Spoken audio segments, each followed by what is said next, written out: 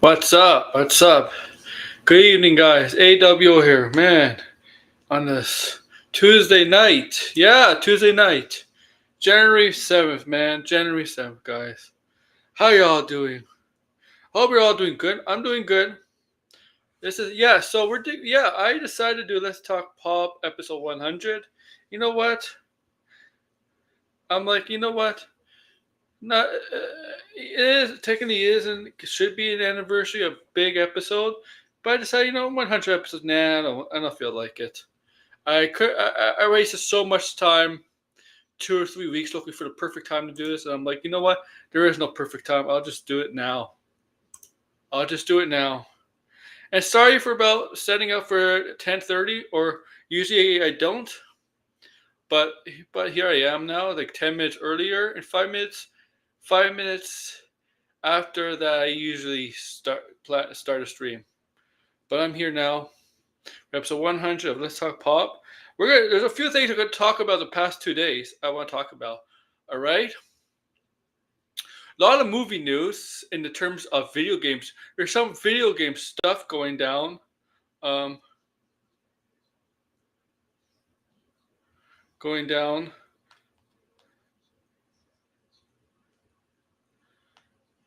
Matt Reeves did say that.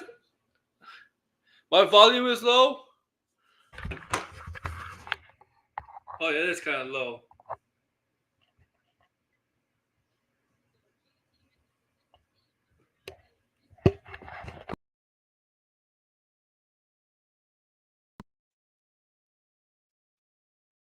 There we go. Hopefully that's better. Yeah, I hope. Oh wait. Okay. No, that's not better. All right. So hopefully that's better. Nope, that didn't help. There we go.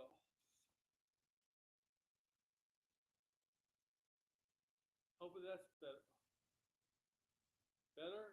Oh my god, I don't think. Okay.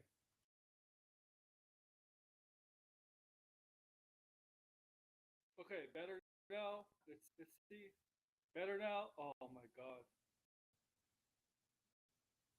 Oh, all right. All right. Let's see. All right. All right.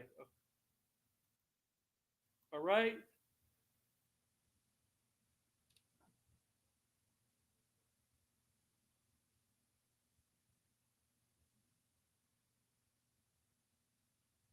All right. That's better.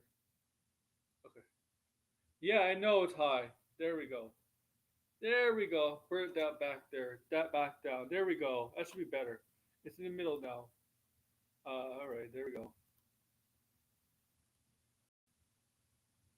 All right. But what was it? Yeah. So there's Batman talk, a little bit of it. Talk about Colin Farrell winning Golden Globe for that. What it means. What it means. There's a lot of movie talk in terms of video games. There's a lot of things been announced. We're gonna take a look at the 57 seconds trailer of Last of Us for season two. We have a release date, a release month. Release month.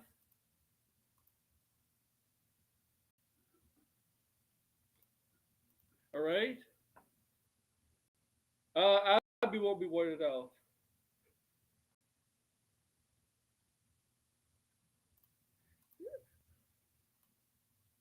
Matt Reeves was never going to deny it, though. Here's the thing: Matt Reeves is never going to deny it. Here, I don't think it's a win. You guys think it is. It wasn't a denial. He was never going to deny anything. Okay, he was never going to deny anything. Also, what else is there?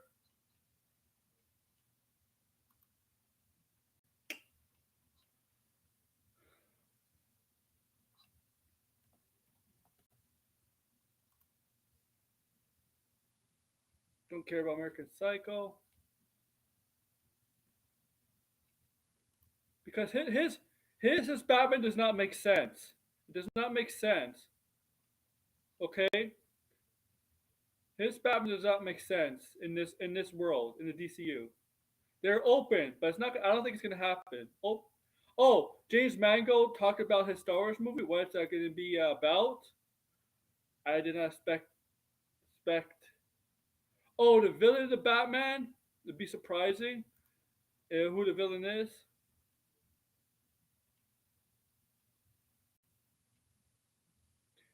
And yeah, a lot of video game news. And the Last of Us stuff. Oh, that's about it. And Wolfman.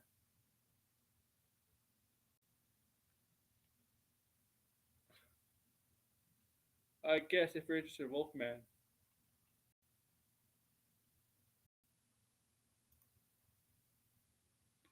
Then, but then Mr. Freeze makes perfect sense in the Batman universe. Then, okay.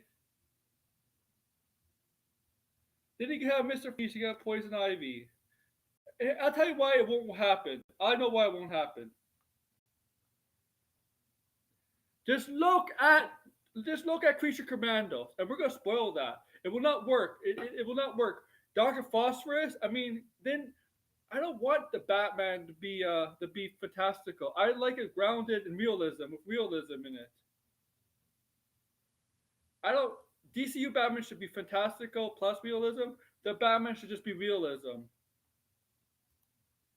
Then you get Mr. Freeze. Just do it. Then I agree about Harvey Dent. I haven't seen Harvey Dent. All right, but yeah. So Colin Farrell, man, my boy Colin Farrell, my boy Colin Farrell has. I guess you have to be a villain to win. A villain in the comic books to win an award, and I guess you have to be a Batman villain to win a major award, right? Oh my god, I got Discord for a second. So Colin Farrell won the Best Actor at the Golden Globes for a limited series. No, not limited series because we know it's not a limited series. Uh, but he won Best Actor. I mean, I think there's two categories for Best Actor. Well, here's a problem. Blind. It sounds like Matt Reeves and James Gunn are not on the same page anymore. I don't think they're on the same page now. It sounds like they're not on the same page. Okay. What James Gunn said about Batman last week, it doesn't sound like you're on the same page. It just doesn't sound like the same page. All right. Well, I guess you have to be a Batman villain to win the award, but it's a major win. That is a major W for versus DC. Colin Farrell won the award at the Golden Globes. Golden Globes is for the best movies and TV, right? I think it's streaming, really, right? I watch you. I don't think they're really on the same page.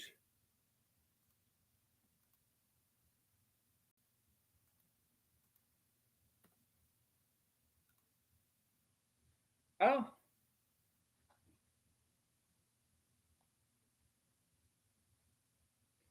And stop believing Gunn.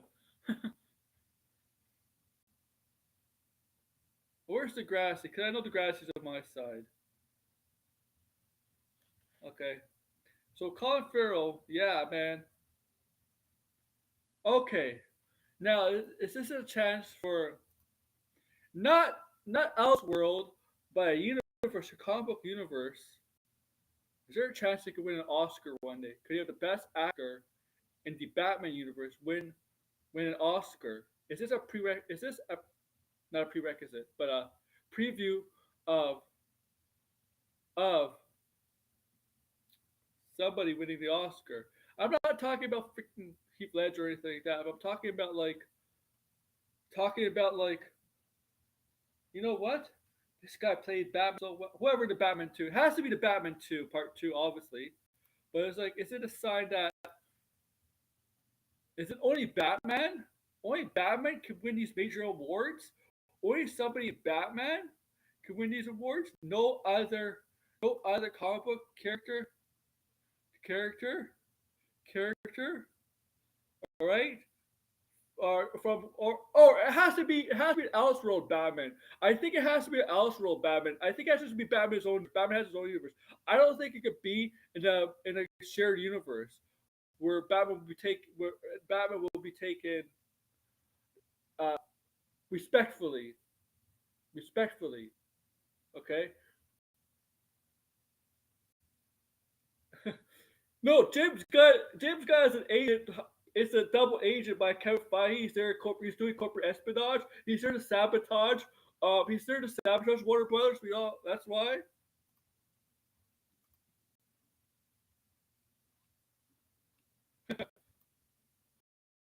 right? Yeah. What if Zack Snyder is a double agent? Yeah. What if he's a double agent? Right?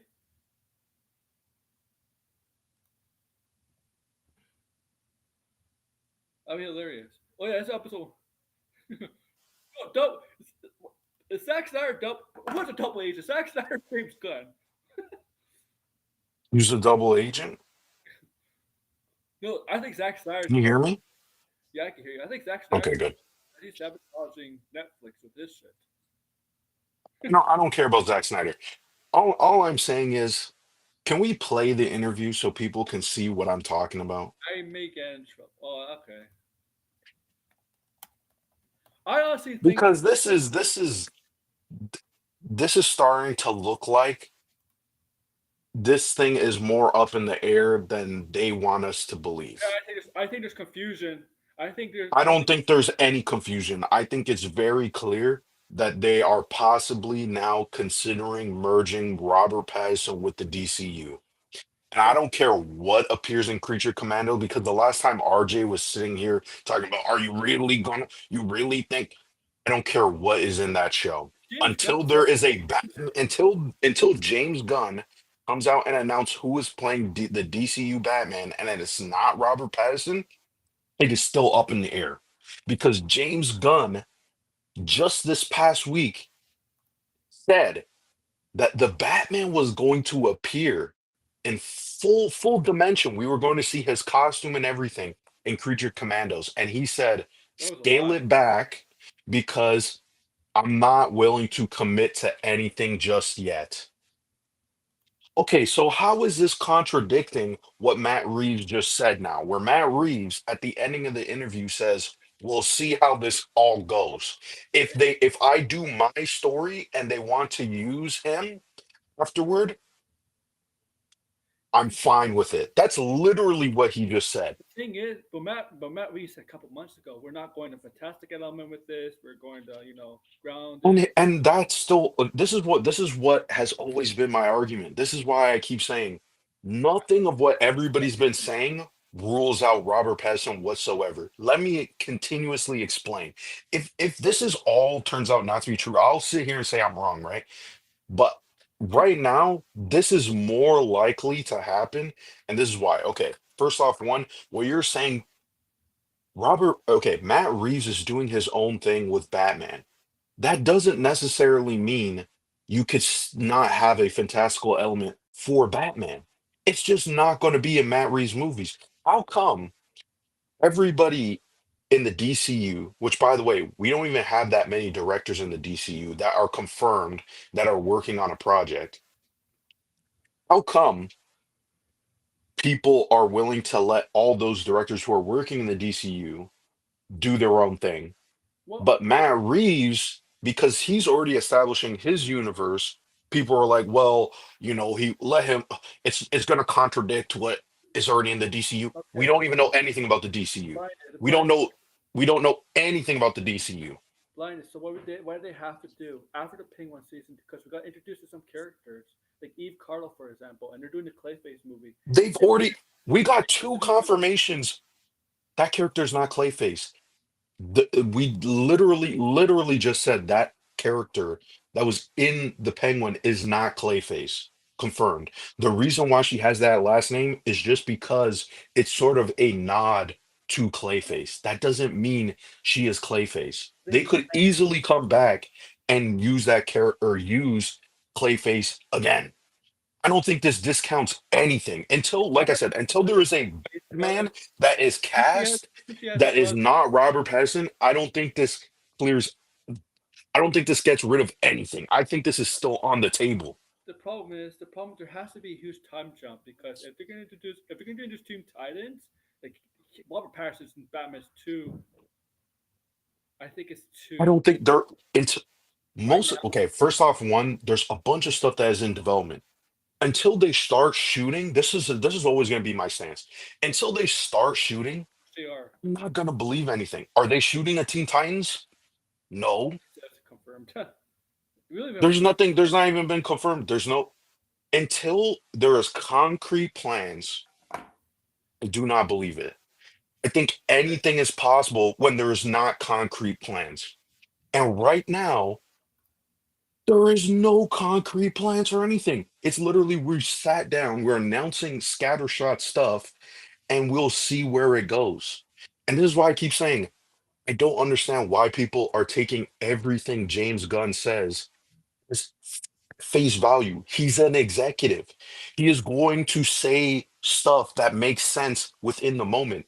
If they say, listen, Yeah, Superman movie didn't do great, Disney. and then they decide to cancel it, is he lying when they say, well, I set up this entire universe? No, because at the moment they didn't know that was going to happen. That's what all of these executives do. You see, James Gunn is an executive. He is not going to tell everything that's going on. He's not going to be don't 100% always, quote unquote truthful. executives don't always tell the truth. Exactly. They don't They always. never tell the truth, if you want to say in quotations, because in their logic, it's not that they're lying, it's that things change. Think That has always been the case in Hollywood. Things change. They were going to make Superman lives, and then it didn't happen the next day. They were going to make Justice League immortal. They literally had the casting and everything they were going to shoot, that was and it going didn't happen. production. That was really that's basically that was filming. That was Yeah, about the what filming. I'm saying is those are just examples of what I'm saying is that Hollywood is constantly in flux, and saying that things are concrete when there's no concrete information is open. And this interview, in my opinion, has been the closest that they literally said that yes, it is possible. There is it's not never going to happen. This idea that it's never going to happen is what I've been pushing back on. It's a show. This is why I'm saying this is probably the biggest piece of evidence. Play the entire clip. Because all of a sudden now people are saying, well, Fine. this and that and blah blah blah. Booger Man let me do his thing. I'm like, yeah, things change. He could still do his thing, just like how they're going to say we're letting all the other directors do their own thing. And I keep saying this What if it's not because what now, if it's Zaslav?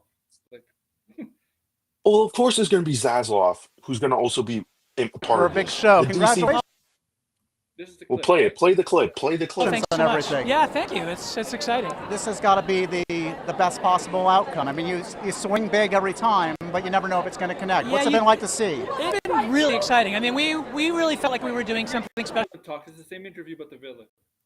Lauren did such an It's incredible both, job writing the it's show, both. and the writers are so great, and our cast is amazing. I mean, Colin is so special, and Kristen's amazing, and Deirdre and Renzi. I mean, we have amazing people, and I have to say, we kind of felt like You have to be like a Batman character to win a major award. You can't win like. No, I think Batman is like the only franchise where somebody's won a major award. And I'm talking at the big award shows. I'm not talking like freaking MTV awards or anything like that. we were excited about the show, but to see that everybody else got as excited as they did, that means a lot. It also felt Okay, Ari, I'll invite you. Why is it I don't know why this looks like it's I don't know why it looks like it's lagging. I don't know why. like, I mean, from the outside looking in, people tune in as a curiosity at first. Yeah. Because they want to know Sure, of what's course. up. But it built over the season. It did. That was exciting. Yeah, because at the beginning you think, okay, so they're going to turn in to see the first one. Right. Oh, they're tuning in the second one and the third. That was really exciting to watch it build. That was really It was really fun. It was just, it's one of those things too where the opportunity, it's the kind of thing you can really only do on HBO. I mean, Right. HBO, to take a character like that and really do a deep dive the way that we were able to do is a really, really special thing, and I just think they were incredible, the way they allowed us to do it. So obviously, the audience already has an appetite. We're greedy in a good way. We want more. Yeah. How many discussions, are there real discussions about a season 2 right Sure. now? Yeah. Lauren and Dylan and Colin and I are. What's up, RJ? What's up, guys? Good. It's so weird now. So you guys are talking about the Batman? We're talking about season The 2. Batman. They're talking about season 2 of the Penguin. You can't do the season 2 of the Penguin in between now and Batman Part 2 because you already set up the bat signal, man. At the end. Well, yeah. I mean, a season 2 would probably come out 2028, 2029. Although, who knows? I mean, it really depends. Yeah. We're talking about. Here's the thing. It's a good series. I mean, yeah, there's one of the top series, not well liked, well received, major awards for that. But maybe they could focus on another character. I mean, maybe in Batman Part 2, if they're going to introduce new characters, someone they feel really high on, maybe they can do something from there instead of the Penguin. Well, I mean, doesn't that is the plan? That's why they established it as a universe. Well, yeah. Well, I always think they could do it as an anthology show, or in a way where you have them do a season of a different character. Yeah. But I feel like they're gonna wait to do another show until after the Batman Part 2 comes out. Doing another season, and it's all about. Obviously, we're doing the Batman 2. We got to get the timing right on that. But our plan is, and our hope is absolutely to do another season. We just have to come up with the idea that we think is the right idea, which is what we're working on. Are you happy with, obviously the release date changed for Batman Part 2? Yeah. You want the script to be in a good place? Of course. So are you... Hot take. I think the Batman Part 2 is going to stay in the same year, but I think it's going to be moved up. I don't think it's going to stay in October. I don't know. I think they're committed to this release date. Whatever they've got now, I think is what they're sticking to. I think October release date works better, honestly, for this type of Well, movie. for some reason, they're really committed to the October release date because that's the date they want to stick to. That's the date they've given it every single time they've given it a release date, which makes me wonder if that's on purpose because it's meant to tie in maybe to Halloween or something. Right. The thing is, wasn't Batman Part 1? Batman Part 1 started after Halloween, so it'll be like. We'll see Yeah, maybe not. I don't know. Because didn't he say that Part 2 takes place a few months after Part 1? Yeah, because. So maybe not that. I don't know. I think the plan is all 3 movies are like a span of 1 year, baby. Like that's his idea. Like, Possibly. Unless they've adjusted it, though, I mean, they could do a time jump in between movies too. They could have. I mean, we don't know.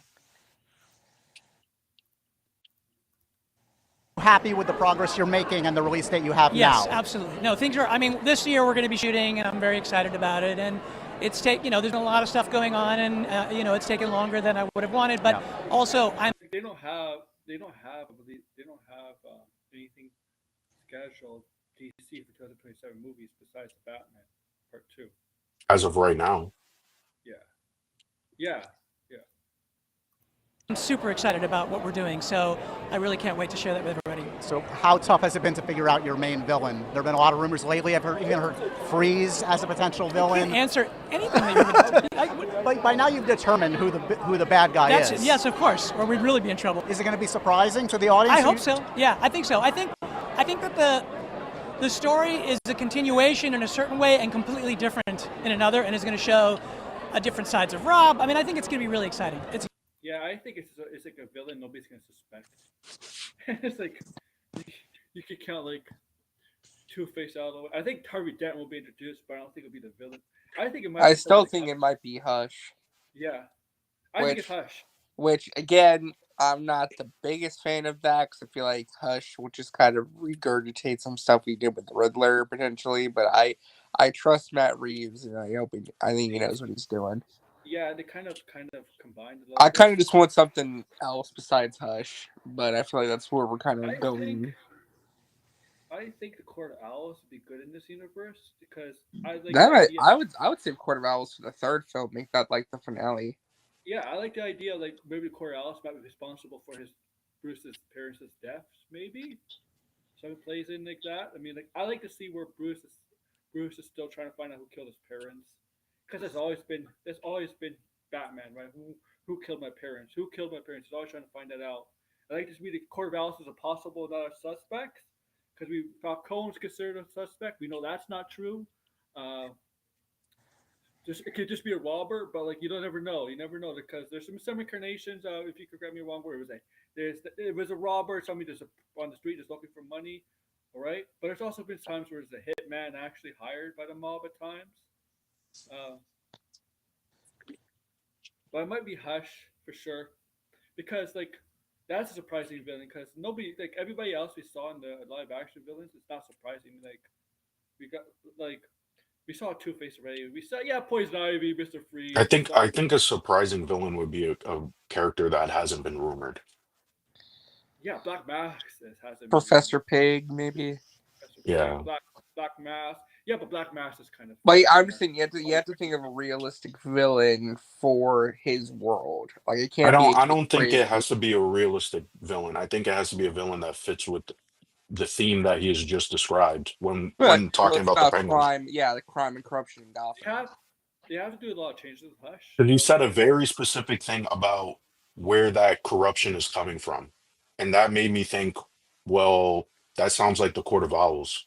If you're going to be talking about why is there corruption and poverty in Gotham, well, it's because there's an elite secret society that's going Yeah, on. money in Gotham. Yeah, Yeah, I think it all sort of depends. I at this point, listening to some of these interviews really did change some of my thinking of okay, like I really don't know what they're going to do. So I might as well just wait and see. Because if he's saying that, I don't know if he said it in this interview, but he said that he's seen some of the guesses that people have made and they're not correct. Now that might not be 100% true, but we'll have to see, Oh, Mhm. so right? the guesses you've seen is kind of probably the obvious guesses, Well, yeah, right? people have been saying It's Mr. Freeze. I have no clue why people have been saying Mr. more, Freeze. They just want to see Mr. Freeze, but much a People penguin. people really want to see Mr. Freeze, and I understand. I just don't know if Matt Reeves and his world is the place for that. You know, because he has I'm not sure how Mr. Freeze could tie into an epic crime saga storyline of crime and corruption. Really, you're out of the Mister Freeze. But like I Yeah, wouldn't be out that's if the they thing. put Mr. If That's what I'm they saying. could put I, uh unless you find a way to make that work, where Mister Freeze's story with Nora ties into the corruption of Gotham.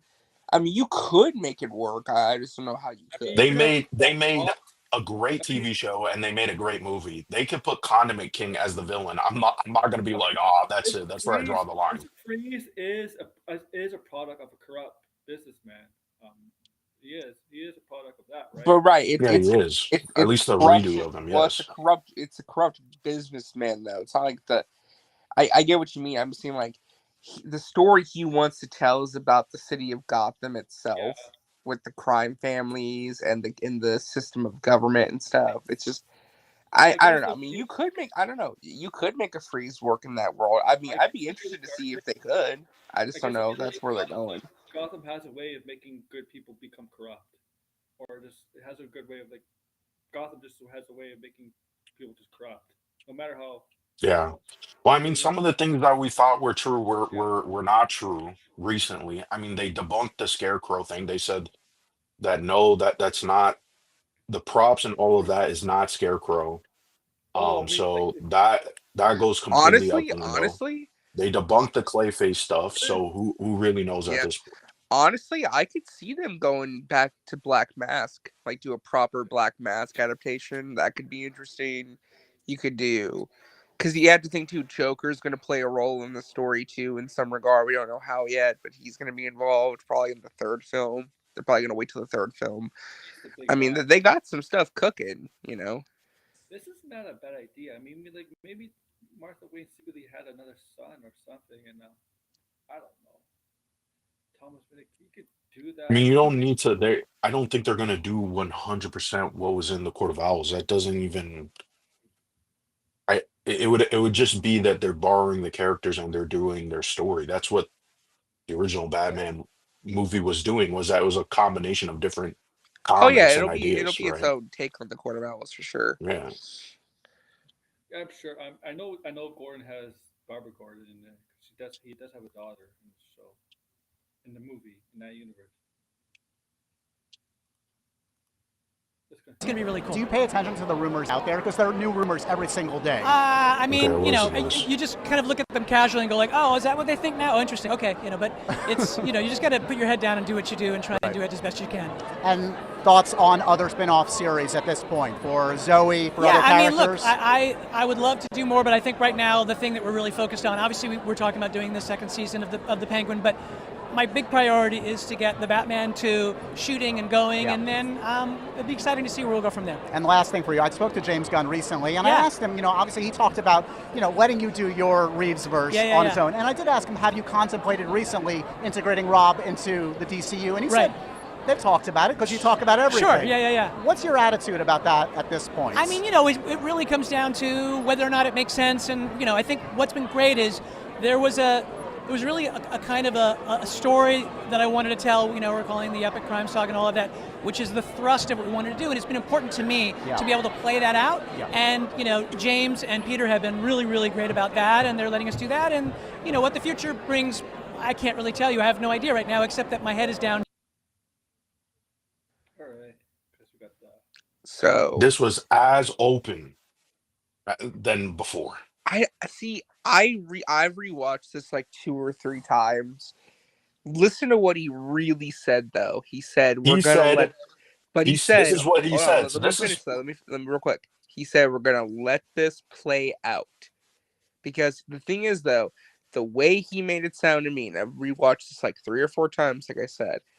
His idea is he has a very specific story that he wants to tell with his Batman epic crime saga.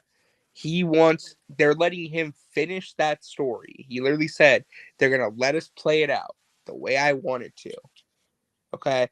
When I get done telling my story, hey, you never know. But to me, it sounds like what he's saying is they're giving us the freedom to tell our story, the specific Batman story I've envisioned, that I've charted out. So this to is me, this is to me, this it sounds part. like it's leaning more towards a no. But he's being honest and saying, "Hey, when I get done telling my story, who knows?" Okay, But so I think what he's trying this to is say what is I like want we're to committed say, to finishing what because we're finishing. I'm not disagreeing with what you're saying, but there's a but in there that he's trying to say that I have my story that I want to tell, and that is my main priority.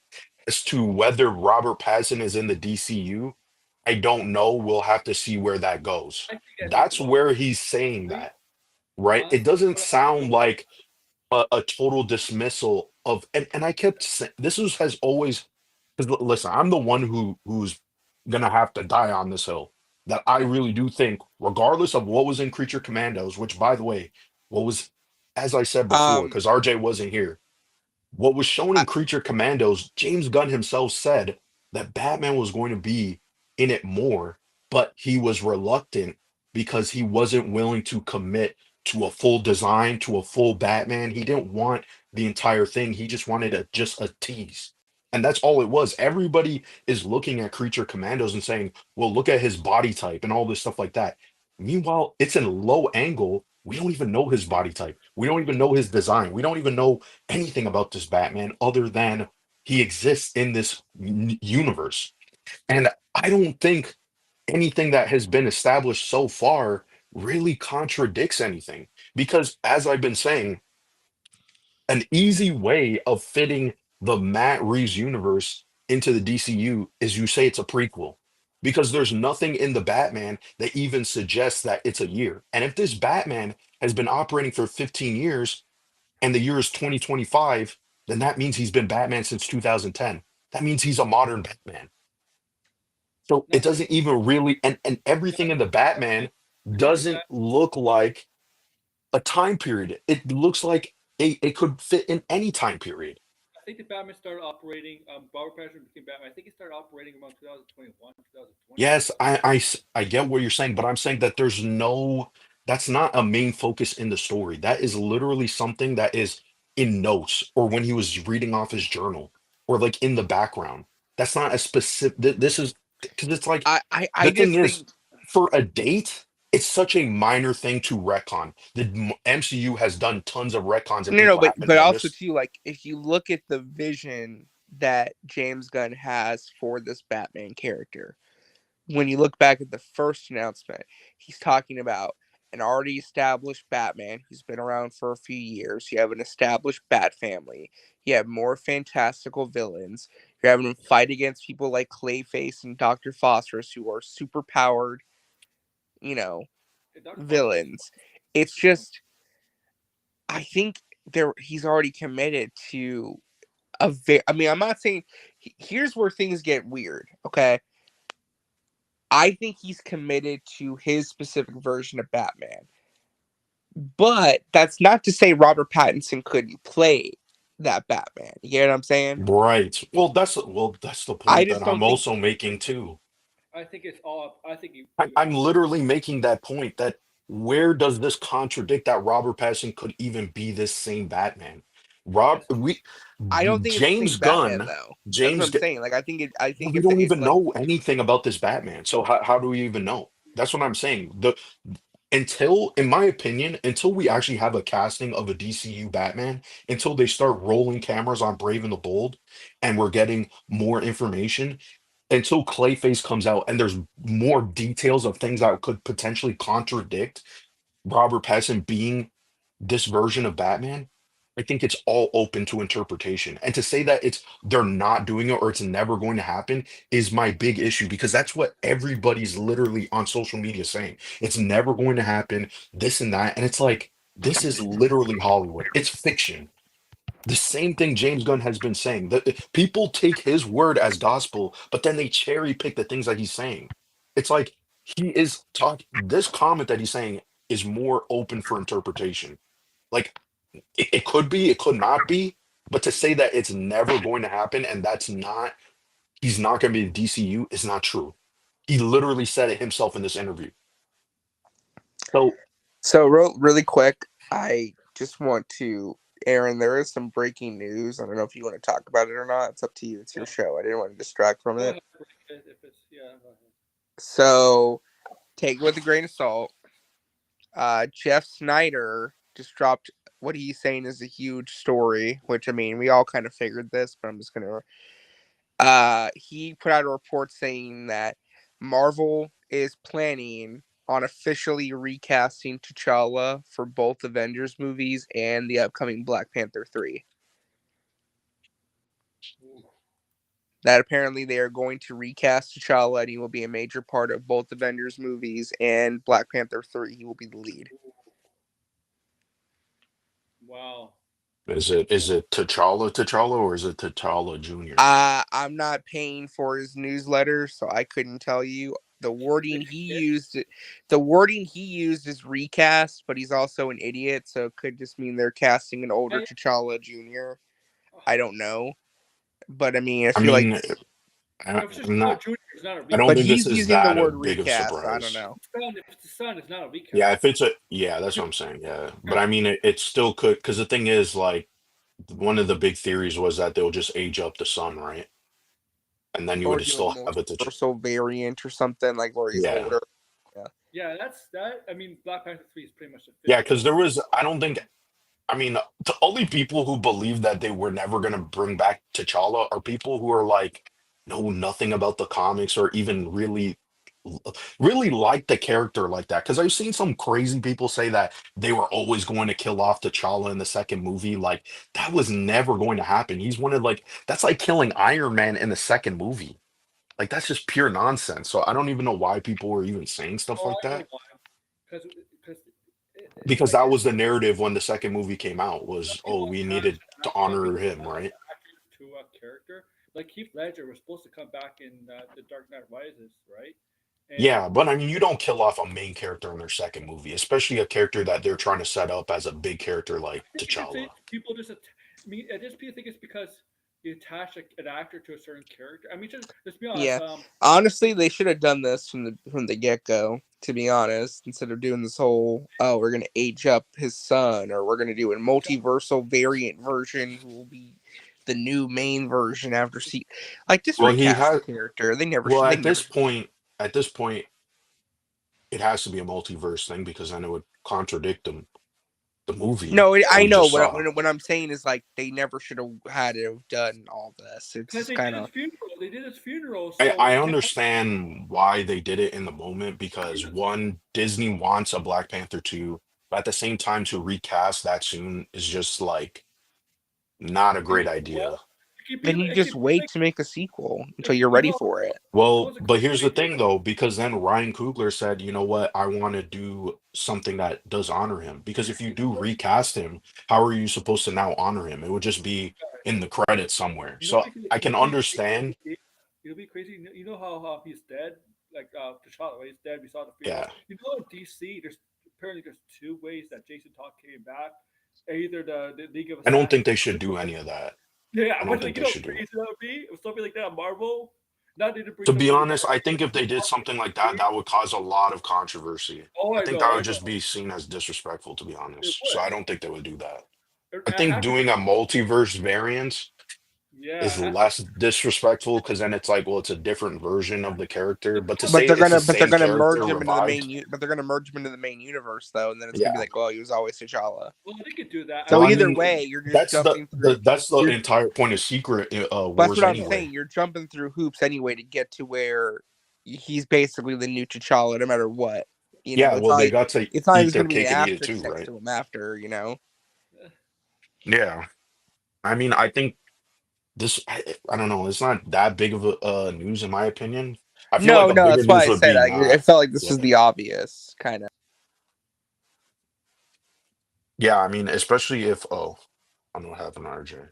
But especially if they're gonna do Avengers, I don't think I don't think she's gonna be Yeah, like a Yeah, big draw.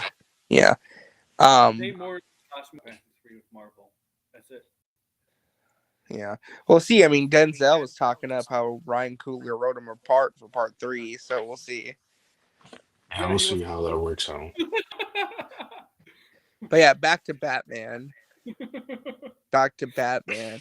I just think that his wording is very intentional here. I do have to agree with that. I think he's very gently putting it down, but he's also not going to outright say no just because I don't know why. I mean, it's all Hollywood talk anyway, but I think the main I mean, thing it I got is from all political talk for sure. yeah, I think the main thing I got from this was he's committed to finishing the story he set out to tell. If someone wants to use his Batman for something else, then that's something that would happen after he gets done doing what he's doing. Blind, by the way, did you really watch Raw last night? No, I don't like anything about wrestling. I have no clue about wrestling, so I don't watch that stuff. Well, we saw Peacemaker Black Adam there. That's what we saw. Yeah, I did hear about that, but again, I know absolutely nothing about wrestling. So Well, I'll just say one sure. thing. I think The Rock is not going to wrestle WrestleMania. He basically became babyface again. Right. Right, RJ, man. Like, I don't think The Rock is going to wrestle WrestleMania now. We'll see. We'll see. He was on the New Year's Evil show saying some stuff, but we'll see. I tweeted out. I can't believe the WWE sent The Rock back to the minors. Yeah, I do agree with Degrassi though. This is good publicity that you have like that. Oh, will they? Won't they? Kind of thing, where it kind of like increases interest in both stuff going on. That honestly, Well, it's all probably I know is why- I'm it's dying prob- on this. Honestly, that's probably why they're being as cryptic Okay, as they fine. are because it just adds to the chatter. You know, it adds to the buzz. I mean, but they're gonna have to make some type of decision, and They will. that's But that's the but part. they- That's the part that makes me think what makes more sense to do. When have we ever had two competing characters? Like they are competing characters. Let's be honest. People keep bringing up about whether it's going to be confusing. I think to some people it would be confusing, but that's not what I think is the main problem. I think the main problem is if you give people two options, they're going to pick one. It's always been like that. So if you give them two choices for two different Batman, And I feel they're gonna pick What one. happens if one But is more successful than the but other? here's the difference though. You're talking about the most popular superhero in the world though. The character that everyone eats up no matter what. Like people Yeah, see but Batman and they eat it up regardless. That's just who that character. Well, except for the Flash, but that was just special let's be circumstance. But 100% honest. Do we not argue about who is the definitive version of Batman? Yeah, Do we yeah, not argue about who's our favorite, what movies we prefer?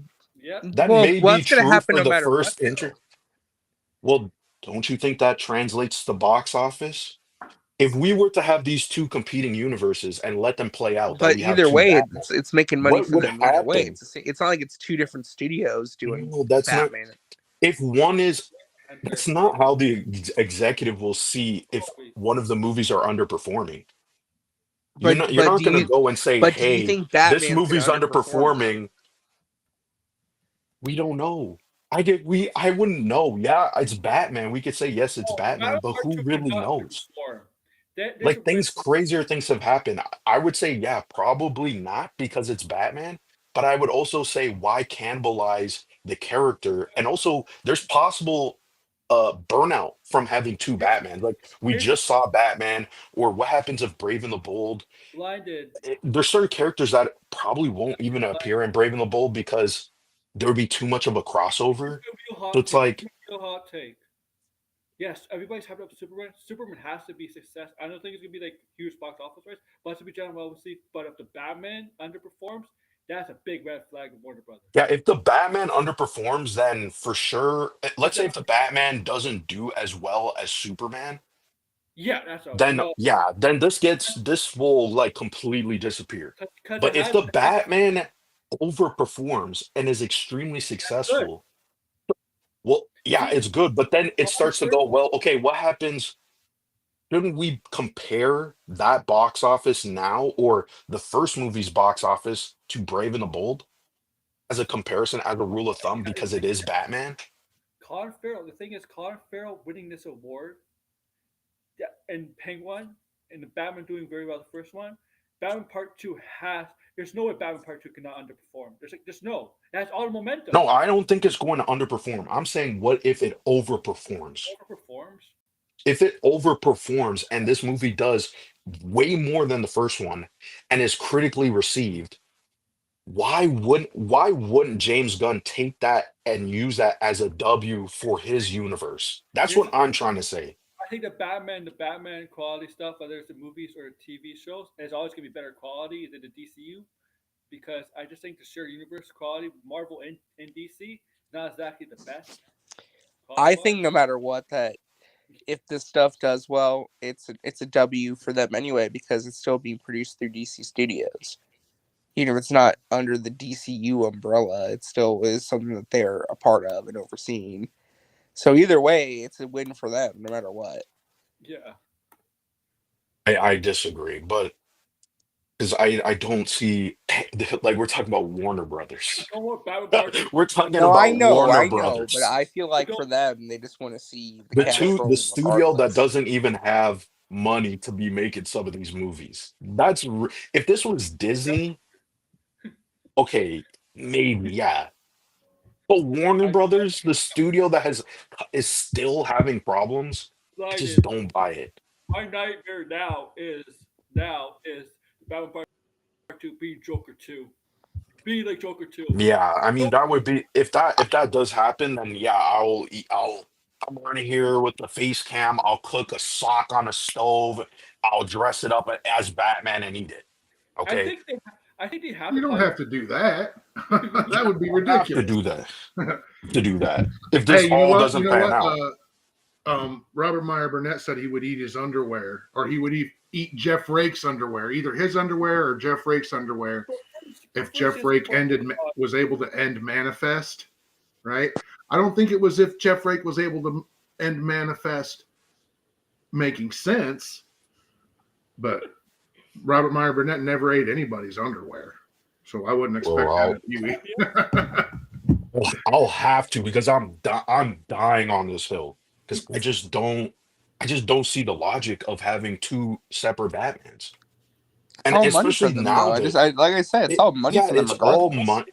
Yeah, but this is money that doesn't even exist just yet. And That's we are why. talking about a whole lot of hypotheticals, and I think just based on what he says here, I think he's being more than clear that James and Peter, I'm committed to this story. James and Peter are letting me remain committed to this story, and we're going to see it through and finish it. And then beyond that, who knows?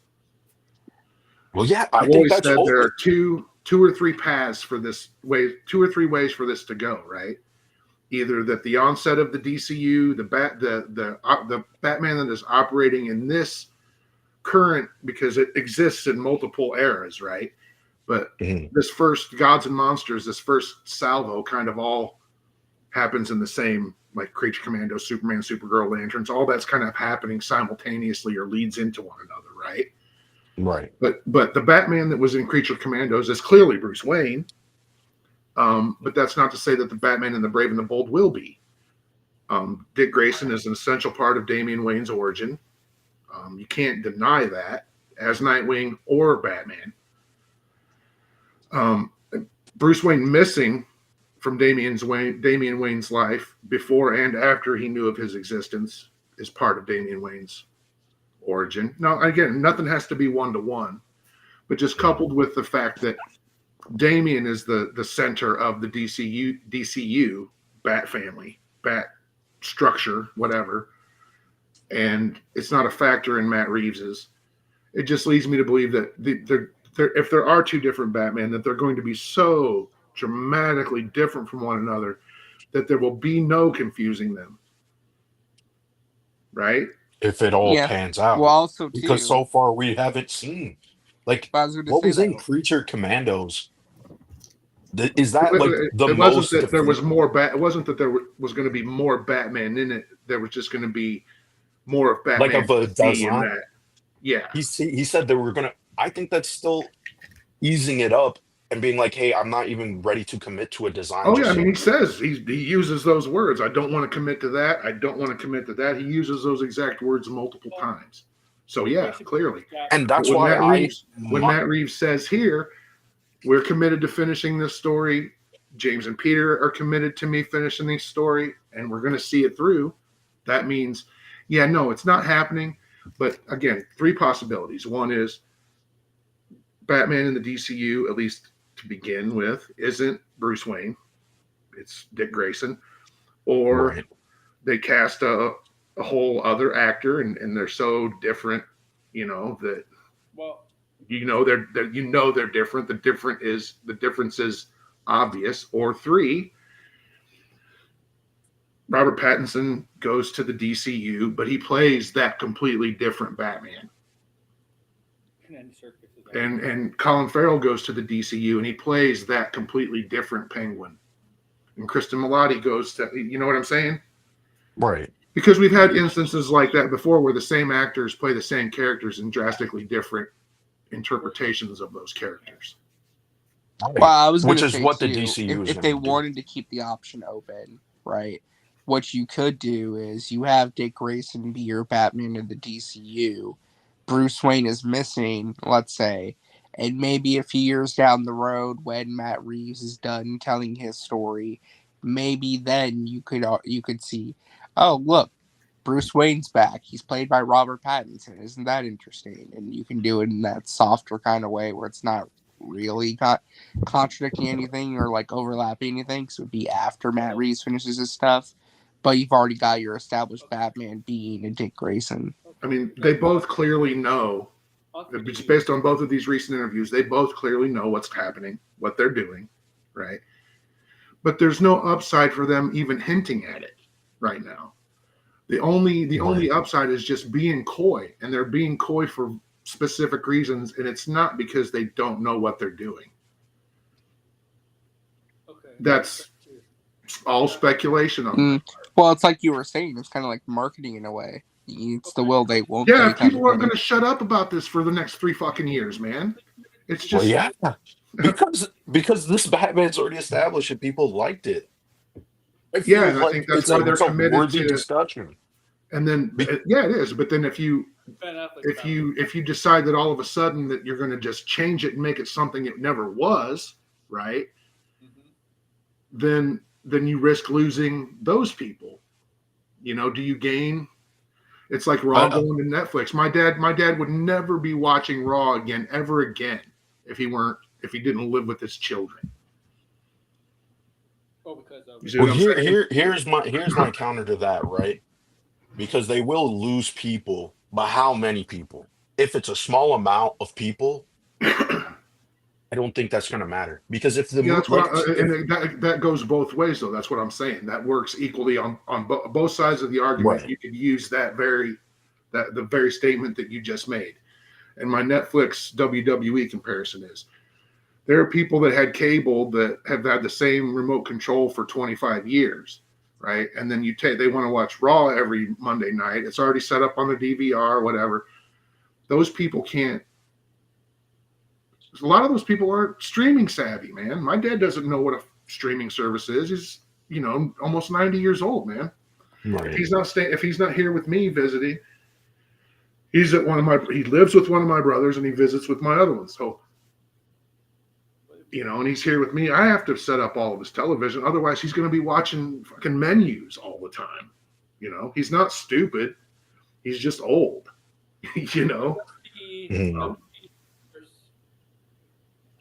So I think also they're losing all those people, and yes, they're gaining an international global audience, and they're definitely going to outpace the people they're losing, sure. But should those people not have the option they've always had? I get it. You gotta change with the times or whatever, but some people just aren't going to do that. Mm-hmm. And I know that's a real broad analogy, but no, yeah, I understand what you're saying to an extent.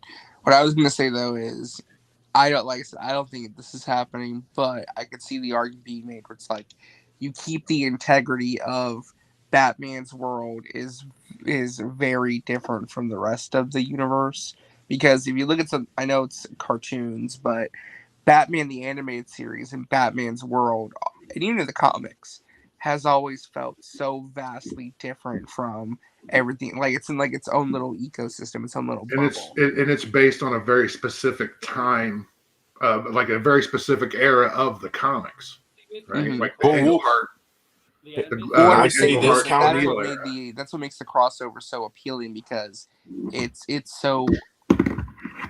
so unique to see a Batman of all characters team up with someone like Superman, because he is so vastly different. He lives in such a different world that's it's almost unbelievable that he could exist alongside him, but he does. Well, can I say this counter to what you're talking about the animated series? Because someone pointed this out, where the animated series Batman was, I won't say the word grounded, but he had his own style, his own, the way of their storytelling for the show.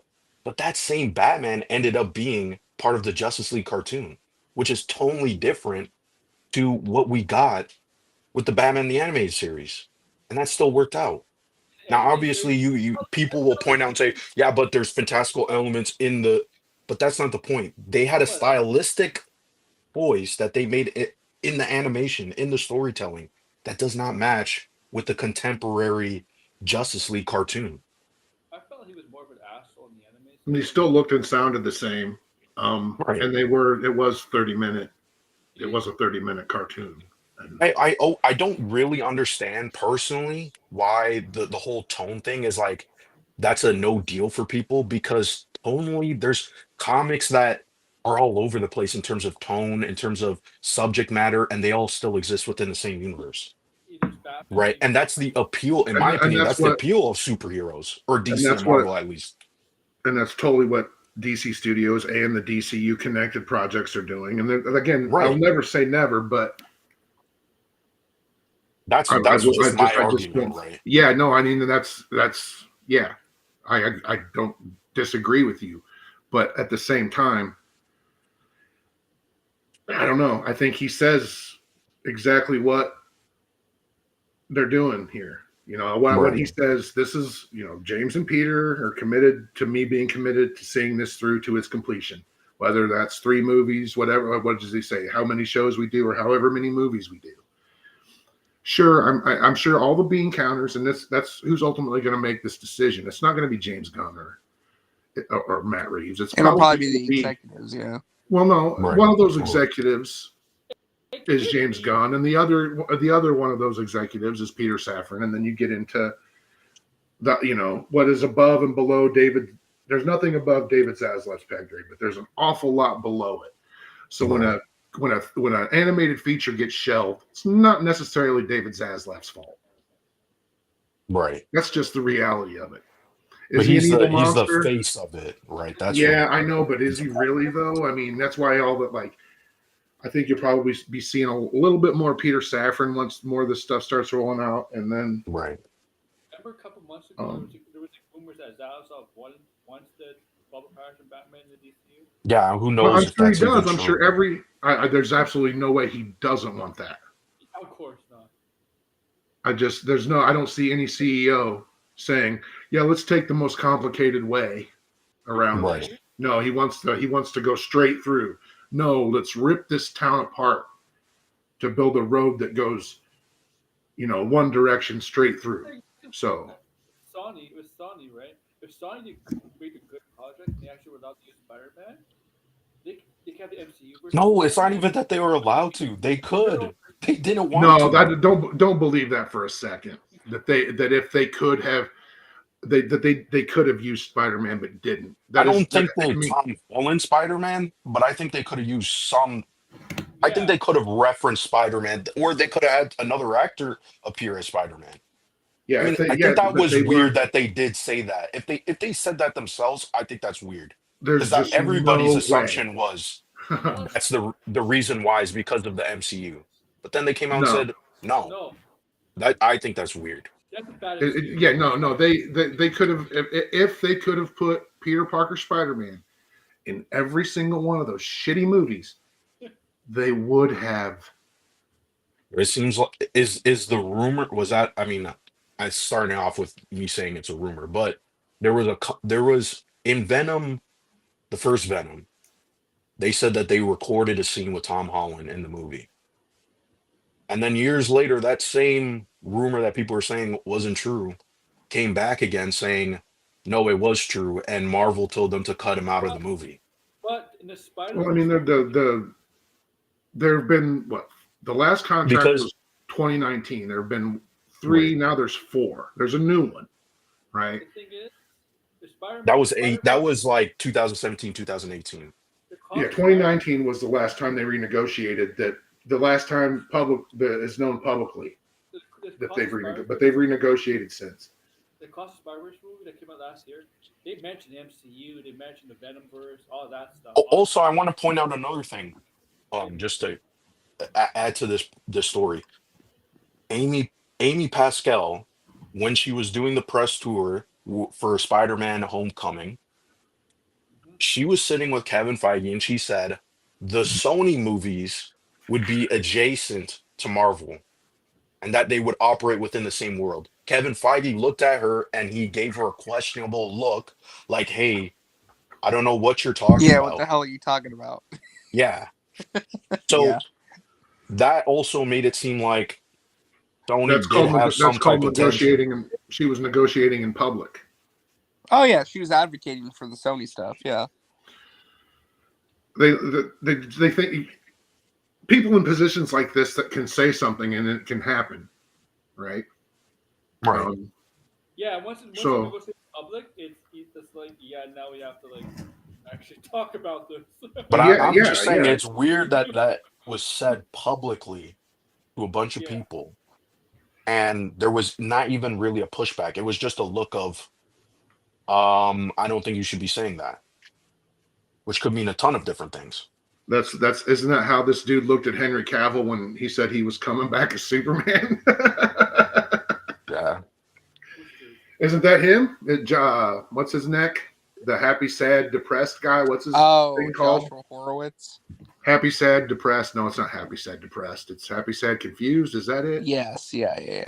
Yeah. That was the guy that had him for that paid for he had to pay money to watch the interview with Henry Cavill. Yeah. And yes, I'm coming back as Superman. And half of And he got a fandom's video going, no, message you're from not. Zack Snyder who said he's a Superman in the past, present, and in the future, whatever. Yeah. Just, and that for me, that's what I really don't like. It's been interesting for me, kind of being a casual observer of all the, on YouTube for the last 3 or 4 years, and finally getting on stream and stuff. Everything feels like 2021, 2020, 2021 again, for various reasons. But on this end of things, it really feels like that. Like we're on the verge of like, we're going to have retain the, like I said, I'm going to call it T-Bex, the Batman Epic Crime Saga, T-Bex. Whenever you hear me say T-Bex or hear me type or see me type TBECS, that is the Batman Epic Crime Saga.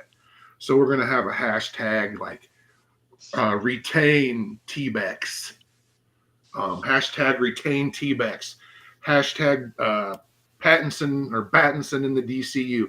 I really, as a fan and somebody who benefits ancillary in the other outlets, licensing and stuff like that, I don't want to see any of that shit, man. I just want to let these people do what they do, and then and let the chips fall where they may.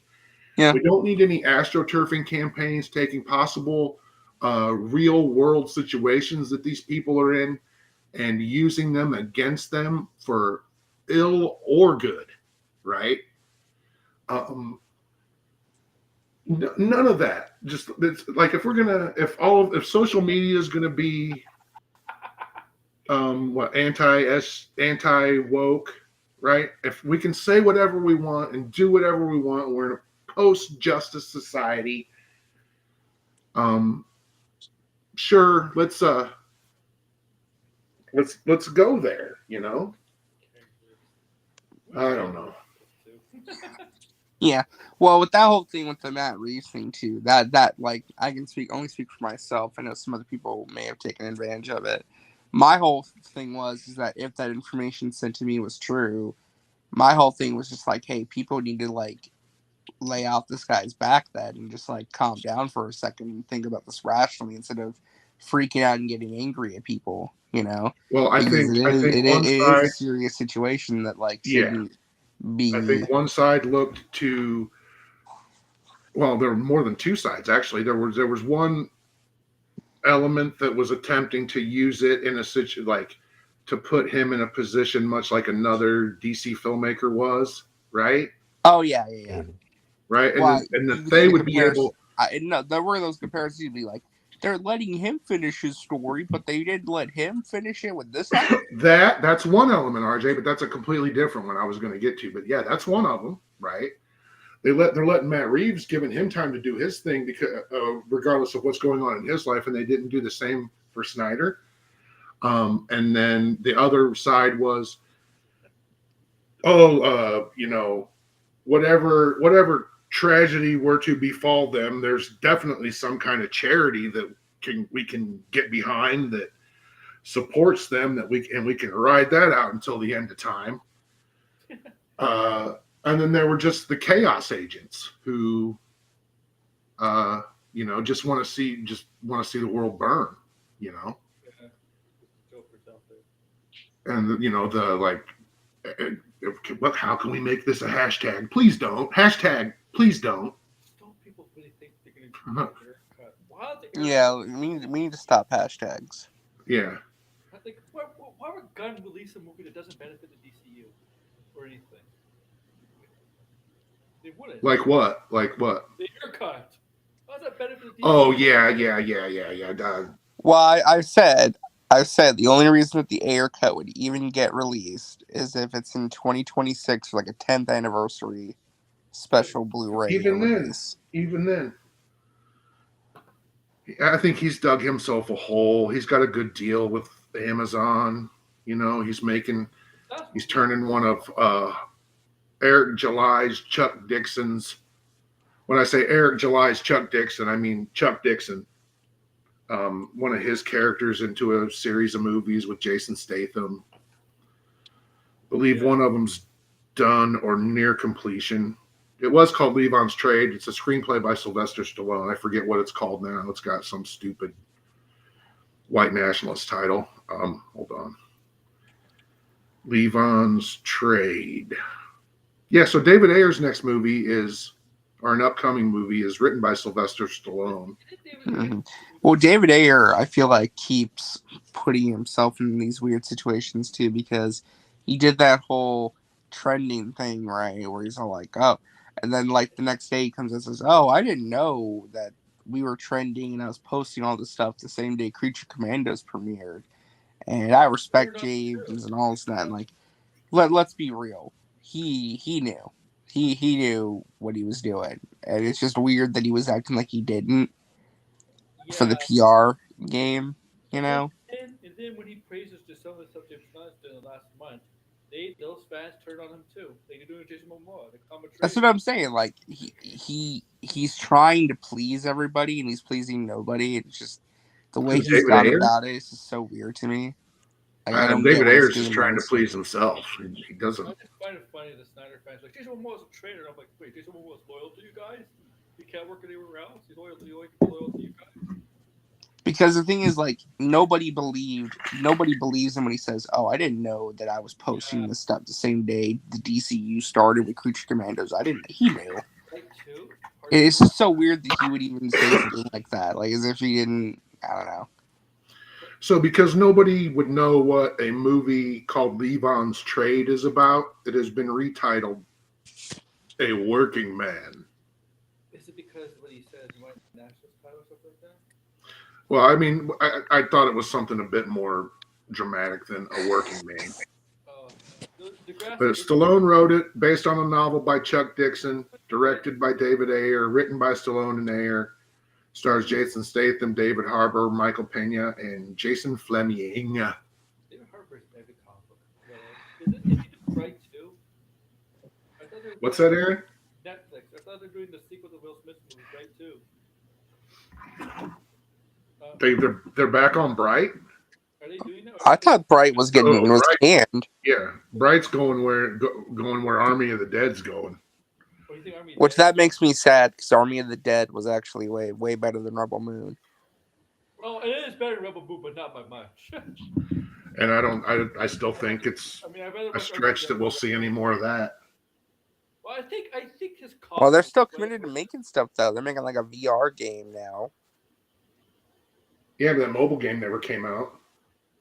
I didn't even know there was a mobile game. I know there's a mobile board game and a VR game. There was a tabletop that there were lawsuits over that, and then there was a mobile game, and I believe there were lawsuits involved with that. Nobody's gonna play a game based on movies that were horribly. What little merch was licensed for that movie went straight to clearance. Yeah. Which they had, I think they had like a big deal with Walmart to put like a Rebel Moon. Yeah, they did. Walmart was an exclusive. All over the place. Yeah, and it literally, RJ came off the truck and went straight to clearance. It's like it went to like I don't know how much an action figure for Rebel Moon was, but probably got cheaper right away. Like a few days later, they cut down the price. How's the audio podcast? How did that do? Oh. Are you talking about Raw? Stuff that came out. Do you think they're going to do a third movie? Because they left it on, like, basically setting up a third movie. It's pretty much done. What's that? That's probably why he's doing a smaller movie for Netflix next, that LAPD movie. Zach. It's probably better for him to do the LA movie. Yeah, smaller budget, like something a little bit more, God, I fucking hate saying this, grounded. You use a word enough, it just loses complete meaning. Oh my God. Yeah. That word grounded is like, I freaking hate that word now because it's like. Because I don't feel that Matt Reeves' Batman is, it's grounded, but it's hyper real, Mm-hmm. And Gunn's it's not Nolan. It's not like it's Nolan where it's like it's meant to be in the real world. You know, Yeah, no, and then Yeah. Gunn's using the word to, For lanterns. Use it for well, yeah, lanterns. and even then, I know what he's trying to say, but we need a new word, right? And the only word that I used it for Peacemaker. I used it for Suicide Squad and Peacemaker. And it applies to Creature Commandos too, man. A certain level of just earnestness that you don't see in this type of material, right? like, well, yeah, it's grown up. It's mature. I mean, it's not like define mature though, RJ. Like grown up, sure. Well, Like, I would say more mature in terms of adults. It's like adult fare. the emotional themes, and just mature in terms of the storytelling and like what it's trying to get. Because from what we know about Lanterns, that's like a very mature like it's from the people behind Watchmen. So it's going to dive into a lot of mature topics. It's probably going to deal with a lot of mature themes. Watchmen is everything that Damon Lindelof didn't get to do in a second season, or Lanterns is everything that Damon Lindelof didn't get to do in a second season of Watchmen. Was the Watchmen show technically? I'm not. Did I'm not anybody see that leak? Was that a real leak? No, I didn't see that leak. What was the leak? Was Lanterns the first I didn't see that. episode What was it? summary? It's real. Oh, it's real? Okay, that's what I was thinking. Can you send it to me? Can you send it to me? I want to see it. I'm just gonna say it. Because that sounds extremely good. If if it's a fake leak, that's really good writing. So I'd be shocked. Jon Stewart, like the mayor of this town is it gets into like conspiracy theories and cults and yeah. Like the thing is though, kind of like the whole butterfly thing in Peacemaker, Yeah. And, yeah. Okay, that's interesting. But there's another layer to it that I think is going to piss off like people, the moral ambiguity of it all, right? Right. There's no real black and white in that show, right? I mean, there is, but there isn't, because they're both very flawed heroes. It's interesting. I'm just curious how people are going to accept that kind of lantern story. Well, I think people are going to take issue with Hal Jordan for sure, if that leak is true. Yeah. Which I don't mind. I think it's actually an interesting dynamic. That was the one thing I was like concerned was is it just going to be a rookie and a veteran? That's kind of boring. It is technically that, but it's done in a way that is actually a lot more interesting. That's why I was like, oh, if this is fake, this seems way too good to be fake. You know what I mean? The deal is like Hal Jordan has always been a poonhound. Okay. So real quick, I just read the first couple paragraphs of this leak on Reddit. If this is the one I'm thinking, if this is the one that everyone's talking about, already this sounds great. Already I'm like, the references, the deep cuts, like what they're investigating, who died. I'm just like, okay, we're jumping right into some deep cuts, and I like that. I'm interested. I just prefer. You might be talking about a completely different one. I don't know which one you're talking about. I prefer Lanterns in Space, man. Are you talking about the one that starts off with Alan Scott? That's what it sounds like he's talking about. Oh, that was the old show. No, this is the new leak. I can describe it here. I know we're off the the leak. Yeah, so there's a link chat. of the first episode that stated that the episode begins with a robbery and someone gets murdered, and that the old man. Hunter. This show's going to introduce Martian Manhunter. Oh, the person that's murdered is Alan Scott. Yeah. Yes. Yeah. A former Lantern, right? Is that accurate or no? No, he is a lantern. He's a lantern who is murdered and his ring is stolen. How'd you steal a ring? Well, that's a big part of the story, because another plot point in the story is that Hal Jordan is not currently a Green Lantern, and that his ring is actually being occupied by Jon Stewart. Yeah, you could. I know it's that the ring has to choose someone. So. Well, Hal Jordan's ring chose Jon Stewart, so that's going to be an interesting plot point. Okay. That's why I said that part made me go, if that is a leak, that is a very good idea for a story. at least a Green No, I Lantern mean, story. yeah, this is it. Oh, this is legit. White Martians. I think in the leak that said we show me planet. It sounds like White Martians. Yeah, that's the same leak. It's the same leak, and there's another alien Martian that's. Manhunter's biggest debut in this. I don't know if I don't know if that's the case, but But because it seems like they're dealing with a lot of different stuff in this. I just hope that these eventually like the yellow corpse, the red corpse, because I want to see all that stuff. I know. I don't think that first season will be dealing with. I know EVS. No. I know EVS created a lot of characters I like, like Larfleeze. I'm sorry, Degrassi. Like there's a lot of characters. Yeah, no, they're not White Martians. No. Yeah, they don't. It's like in the leak. It's stated it's. They're called the Hormond weird. Collective. Oh, was it? I don't think they had a name in that leak.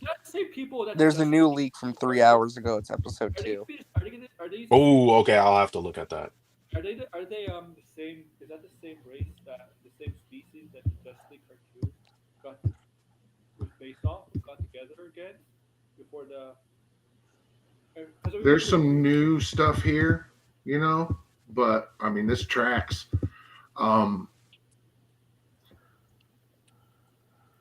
They don't. There's a lot here that they've left out about Jon Stewart, though.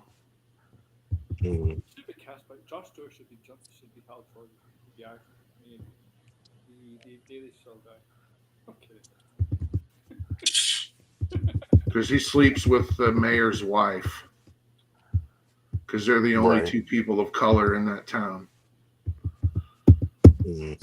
And Garrett Dillahunt's the mayor, and he is part of a conspiracy cult. No man. Right.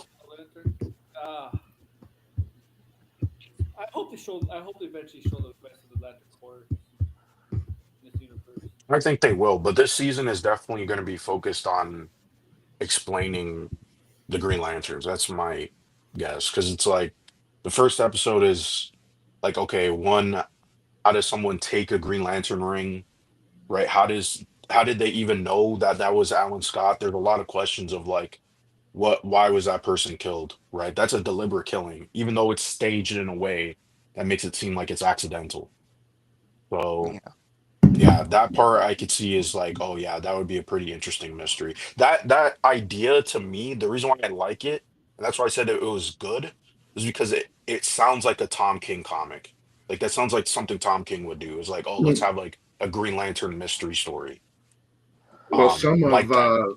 some of the previously greenlit, which is hilarious. Lantern show. Mm. Some of those elements that were in that are definitely in this. The guy who's supposed to be Green Lantern, John Diggle's character, is supposed to be Green Lantern.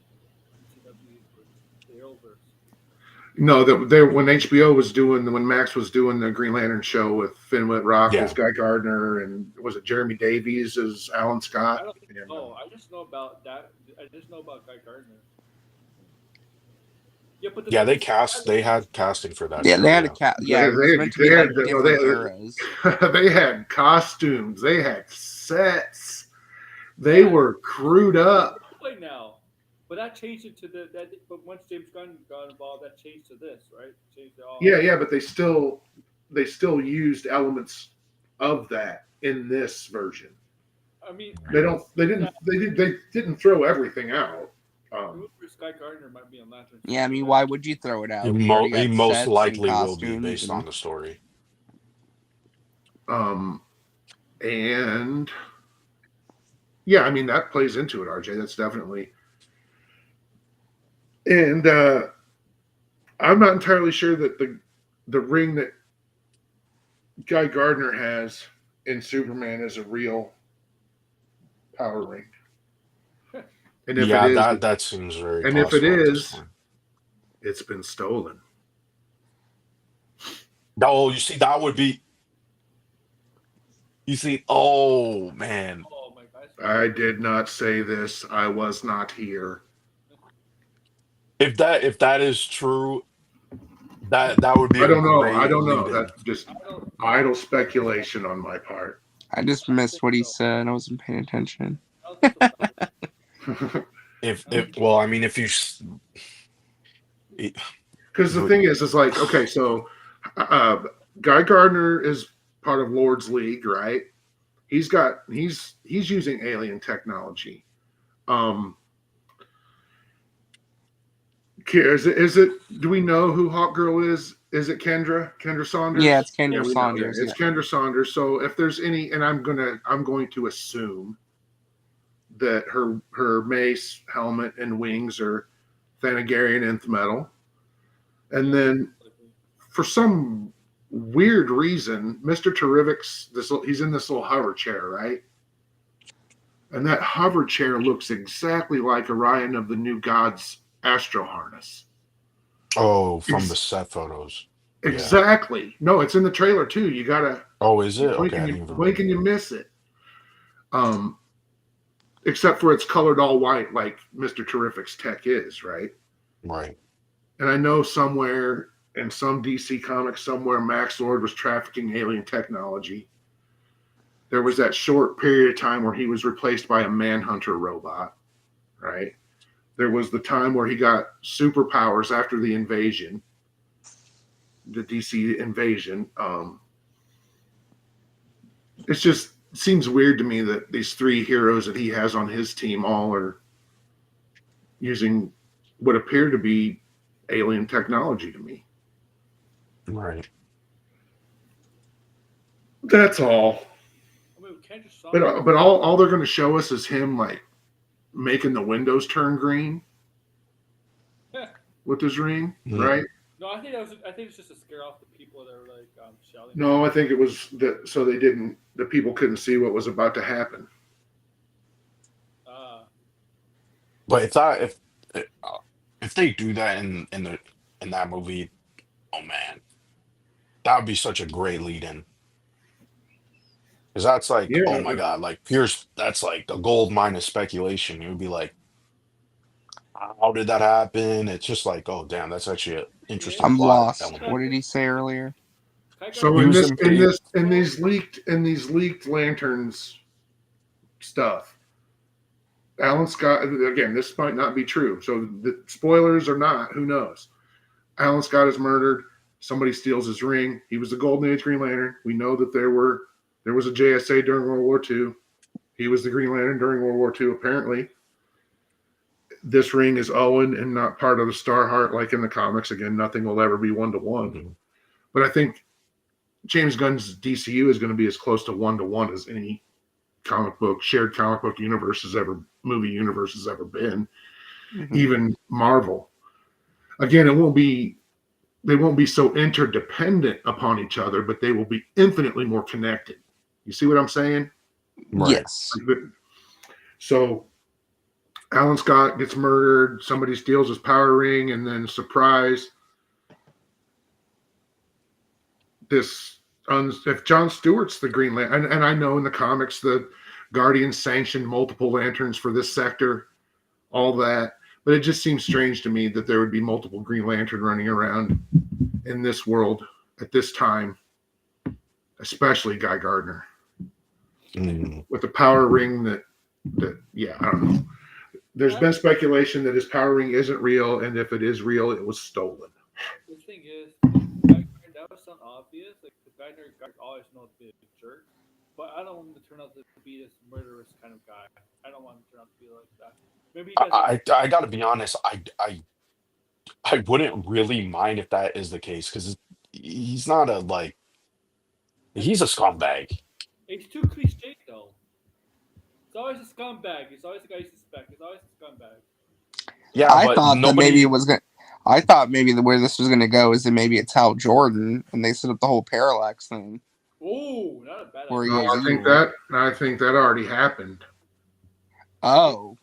Yeah. Like that can make sense. That maybe that's why he's no longer Green Lantern because he gave up his power. He came back after the Parallax thing, and that could work too.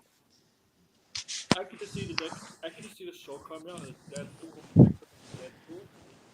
Very interesting. Yeah, I mean, Deadpool's gonna make fun of that show. Because the show is basically going to establish that Jon Stewart's the main Green Lantern going forward. Yeah. Right. And that's, again, just to see Wally and John together is going to be great. Oh yeah. There's only really one person they should cast to play Wally West. Who? Michael Rosenbaum. Yeah, but Isn't he too old, though? Is he? I mean, because shouldn't Wally be like mid-20s, early 30s? Should he? Well, he would have to be, wouldn't he? Because Barry Allen Would would he? be the older one. How old? I mean, how old is Hal Jordan? Wally West is supposed to be younger Oh, than actually, Hal, that isn't he? is a good point. Because Hal Jordan is more friends with Barry Allen. Yeah. Yeah, that's what I'm saying. Yeah. So does that mean? With Barry Allen, I'm not talking about Hal Jordan and Wally West being friends. I'm talking about Jon Stewart and Wally West being friends. But How old is Hal Jordan in Lanterns? But Jon he's Stewart, old. He's old. Jon Stewart, and from my guy from Jon Stewart from the Justice League show, I always got the feeling that he's like at least a decade to maybe 15 years older than Wally West. And he is your mic? Are you away from your mic, or is something wrong with your mic, or is it just my earphones? No, it sounds like he's super quiet. Yeah. Yeah. My mic went out. Yeah, because you're like going in and out, Aaron. Well, I was gonna say, so Hal Jordan would be like what? He's in his 50s. Kyle Right. Chandler's 59. Kyle Chandler will be 60. On his way to 61 when Lanterns drops. Okay, so let's say he's in his 60s. Yeah, I mean, you could do that too. Where it's like maybe Hal Jordan was around, or years and years and years ago, and there was a Barry Allen, and you could still have it to where They've already Dean Laurie has already said there are multiple Flash. There were multiple Flash in the DC. Okay. yeah. better. So there was a Barry Allen. I think it's also Current one's also Wally the Justice West. League show is If the Wally actor's West voice. is the Flash, they're probably going to do the storyline where Barry Allen's been missing for quite some time. So, what was the original title of Superman? Legacy. Yeah, it was Legacy. Yeah. Yeah, I mean, it seems pretty clear that they're going to have multiple characters for Like, different remember how, ages. like, when we first saw Star Wars, Obi-Wan starts telling this story that we never imagined we would see a movie about 20 years Right. later? Oh, The comparisons to Star Wars shouldn't be lost on anyone, because you've heard it. Hey, someone's going to tell. Yeah, he Superman- said that. So someone's He going to said sit it down himself. and tell Superman the story of the Justice Society, how there used to be a golden age of heroes. I Yeah, don't know, Oh my God. Maybe he was there. oh, maybe it was there. No, I'm not going to say Wonder that. Woman should have been there. Well, it seems like Superman's relatively new. Yeah, though. Wonder Woman like could have been there. he's showing up after the Yeah. golden age of heroes has ended. He is, but that's the ideal that he is. No, there's been some incarnations where he's around in the 40s, Superman. During the Justice League That's period. not the case here. Yeah. He's like, brand new here. Yeah. Mhm. No, he's not brand new. But I mean, He's like, been around in for a terms couple of- years. But he was in World War II. He's been around. That's He's what I been mean. around long enough to have a toy line. He's been around long enough for people to love him unconditionally, and then turn on him. Right. He's been around long enough to have an arc already. Right. So when we meet him, he's Or already is he a decade into his career, or is it more like he's been 5 years, years, maybe? 3 years? I saw probably somewhere between 5 to 10 years, but he's already had his rise and fall, so to speak. And he is a relic of a time, he is inspired by a time, and he is like an echo of that time that doesn't really exist anymore. So what he's saying is like the hit. Like, The the tagline is "Look Up." Yeah, Yeah. The tagline is "Look Up" because nobody really looks up anymore. Time passing by, like he has to, yeah. Yeah, you have a new generation of younger, hipper, cooler, ruthless heroes who don't play by the rules that Superman plays by. Oh yeah, you got the Stone Cold Steve Austins. You know Listen, what I'm man, trying to say there, Degrassi? Yeah. Hulk Hogan's are gone. You're right. I know some people are dead set on there being an origin, and yeah, like no, we're meeting him when he's kind of on his way out as a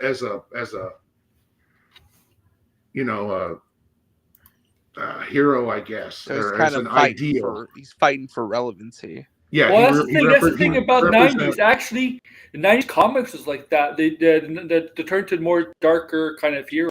Well, And that's not what the the whole light- story. Truth. What's so funny about Truth, Justice, and the American Yeah. Way? Exactly. It never ended, Aaron. It never ended. Unfortunately, it didn't, and that did not. But the '90s was the first. '90s was the decade that started it all. I mean, the '80s was a little bit, but '90s even the really took it '80s, off. there was quite a bit in the '80s. Yeah, there Yeah. was. Yeah, there was. Yeah, but because you got like Wolverine, Do Punisher. they ever clarify though if Spawn? Do they ever clarify if Lois knows that Clark is Superman or not? I think she does. Yeah, I think she does. Sure, a lot of people know RJ. Oh, part of me kind of wish that maybe she wouldn't know until the end of the movie, just because I feel like you can do a little bit more with that dynamic. But Kyle Wider, I don't know if he's maybe in the series. I don't know.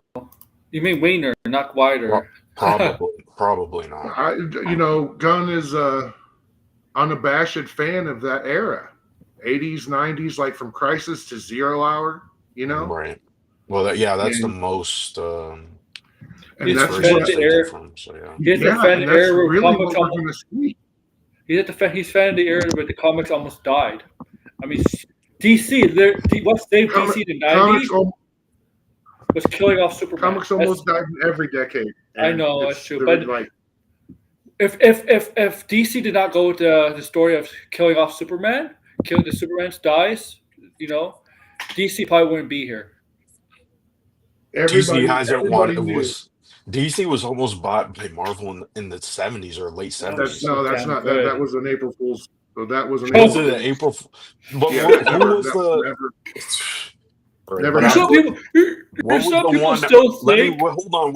Wait. Can I explain myself? Because I wanted to. There was a point where DC weren't they going under at a certain point in the late '70s? Marvel was going under too. Yeah, wasn't it was like the early. Not that Marvel was going to buy them, but there was a possibility that Marvel could have bought them. Yeah, it probably would have been another publisher, but it's just it was called the DC Explosion. They put up they launched. Oddly enough, I believe it was 52 monthly titles, and I want to say it was like 75 or 76, and then I don't think any of those books lasted a year. And it was literally because the event with which it wasn't really an event. There wasn't anything that tied these books together. It was just called the DC Explosion, right? That was the marketing of it. But then after however many months, it started to be called in fandom and in the comic book press, the DC Implosion. And they were very much going to go under, but they didn't. When did Warner Brothers get DC? There was hold on, what? It's when they bought Kenny National Service. Whenever Warner Brothers bought Kenny National Service, not Kenny Shoes. You'll have to correct people that should know better, right? People who actually work at Warner Brothers that are like, remember when we bought Kenny Shoes? And I'm like, yeah, no, you didn't. And they're like, what? Anyway, it was the Kenny National Service. They were like parking lots and dry cleaners. I think that's what they did. Now I got to look it up. But there was another part of that story, and that's why I said Marvel, because I have to now go back and look, because there was a video that I was watching that was talking about how Marvel was going to plan to buy DC and that they had prepared a plan of how that would work. And it was like a really weird plan too. It was like they were going to reboot the characters. They were going to, but it was only going to be like the prime characters that they had. So that's why I said that, right? Yeah, no, I don't think. I mean, I remember the big April Fool's thing that the Comics Buyers Guy did. That got traction. Well, I know Warner Brothers offered by Marvel. Really? Yeah. Is that during the same? Is that what time period was that? That was not when they were looking to sell, right? Like when Disney got them, right? That's Yeah. the same time. Then we really would have gotten the Marvel It would have versus been DC going into movie. bankruptcy. Yeah, he probably would have. Marvel versus DC, the movie. Well, I mean, how do I say this without? Okay, so just this fall, DC reprinted most Amalgam. of the DC The omnibus stuff, and they also reprinted the classic crossover stuff. Right. There's also going to be another event, and then JLA Avengers is going to get its own reprints, despite the reluctance of DC, not Marvel. And yeah, things are never say never. Yes, Just wrestling never say thing. never. I'm sure in like 5 to 10 years, maybe. Yeah.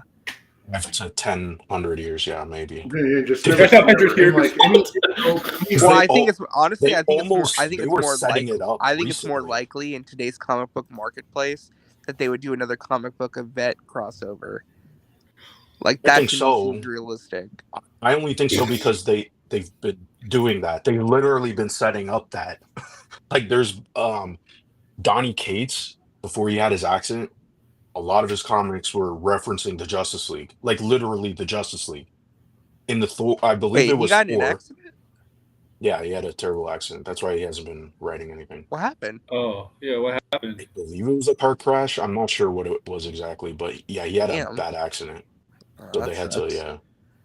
But Yeah, you got to D- like. I'm reading this. I'm catching up on this. Like, because They're allowed to mention each other. It's not like Actually, allowed to. it'd be kind of cool. It would be kind of cool if they did a crossover between the Absolute Universe and the Ultimate Universe. I just that'd be I think really they're cool. I wouldn't read it. they're allowed to mention. They just would can't wanna see show that. them. They're allowed to No, mention them. They that's just not can't- what. That's no. That's not what it was. It was they specifically. Yeah, they mentioned them. They obviously can't mention them by name. They did. Marvel did draw the shadows of them, right? So obviously, it's not them directly. No. But the important part of it was that it was setting. So basically, in what was it? Doomsday Clock. Is it Doomsday Clock? What is it? The Jeff Johns. That's Doomsday Clock. It's DC. Watchmen. Yeah, Doomsday Clock, the Watchmen Okay, one. yeah, at the ending of that event, I believe it's Dr. Manhattan talks Yeah. about an event that was going to occur in the future that had basically Superman fighting the Hulk. And he also talked about Thor as well. And it was like a very specific thing that was going to happen. And then the Donny Cates Thor comic referenced that same sort of event happening. And then he showed the Justice League and their shadows. So people were like, hey, this is kind of weird that they are both referencing similar events that's going to occur in the So future. they- And They've that's done why that. people speculated, right? That, Yeah, it was they've going to done happen shit like soon. that Yeah. since the '60s. They've done shit like that. That's been like the most recent modern referencing, right? Yeah, I found it. I found it. So it says this is the blurb in Doomsday Clock. It says on July 10th, 2030, the Secret Crisis will begin, throwing Superman into a brawl across the universe with Thor himself and a green behemoth stronger than even Doomsday, who dies protecting Superman from these invaders. In its Right. wake, Superman's timeline shifts forward again. Say maybe in 10 There have years been, or 5 Alan years Moore now. wasn't Actually, the 5 first years person now. to be told, no, you can't use these characters we just bought. Create your own, right? Because that's how Watchmen started. Mark Miller had the Americans in the Authority. Mark Gruenwald created Squadron Supreme as the Marvel Universe's Justice League. Then who was it? Jerry Conway? Was it Jerry Conway? Yeah. I forget which Justice League writer created the Legion of Angmar, which was, and they were. What did they become later? They were like But basically, they were the DC's equivalent of the Avengers and like a jab at the Squadron Supreme. Oh my god! Right. So they've done this stuff from time immemorial, like Warren Ellis, like Planetary. Warren Ellis is Planetary. He had there was the evil masterminds, the main villains of Warren Ellis's Planetary was a group called the Four, and the Four were the evil versions of the Fantastic Four. You know. Right. And the prologue, there was a split book, like a dual, flip book comic of two different Wildstorm comics. It was a preview of two new ongoing titles. One of them was Planetary. That particular Planetary story was about a scientist who was using a new form of radiation and the horrible monster that he became. So there's always been analogs and characters that are analogous to others that are used by other publishers and stuff. So what's going to be interesting is if they decide at some point to do a Watchmen type story, like a real Watchmen type story with the characters that Alan Moore originally intended to use. Do you think they would really do that? What? I mean, it's DC, but I mean... Oh, I don't know. I feel like they would make well, I mean, they kind of have in the comics, you know. Grant Morrison did it in Multiversity. I forget who wrote the Law book. Was it Kurt Busiek? I don't know. But what I can see them doing is, I know James Gunn's read Alan Moore's Twilight of the Superheroes pitch. Yeah. And part of me feels like he would go in that direction more so than the Kingdom Come direction, but they are so similar. DC bought that pitch from Alan Moore and shelved it and then mined it for ideas for 3 decades. Right. From one, was it 25-page pitch, 22-page pitch? I forget how many pages it is. They finally published it a few years back, like legitimately. If you ever get a chance to read it. Alan Moore's Twilight. Where was it? Wasn't it published at the back of somewhere? I can't remember. Yeah, it's in DC Comics of the 1980s hardcover and trade. Okay. Yeah, they finally. Yeah, I've never read it. But yeah, I don't know. I first read it in the early 90s. You know, like when the internet was, you could have it in your house. You know. Right. Well, I'm sorry. Yeah, I'm not. I remember those days. Dial-up internet. Yeah. We had bulletin board system in the dorms. And, I've been using the internet since the late '80s, but it's been around since the '60s. This hasn't been public. Yeah, so in GeoCities, I think that's where I first was able to print it out. I think it took like a day to download all the text and then print it out.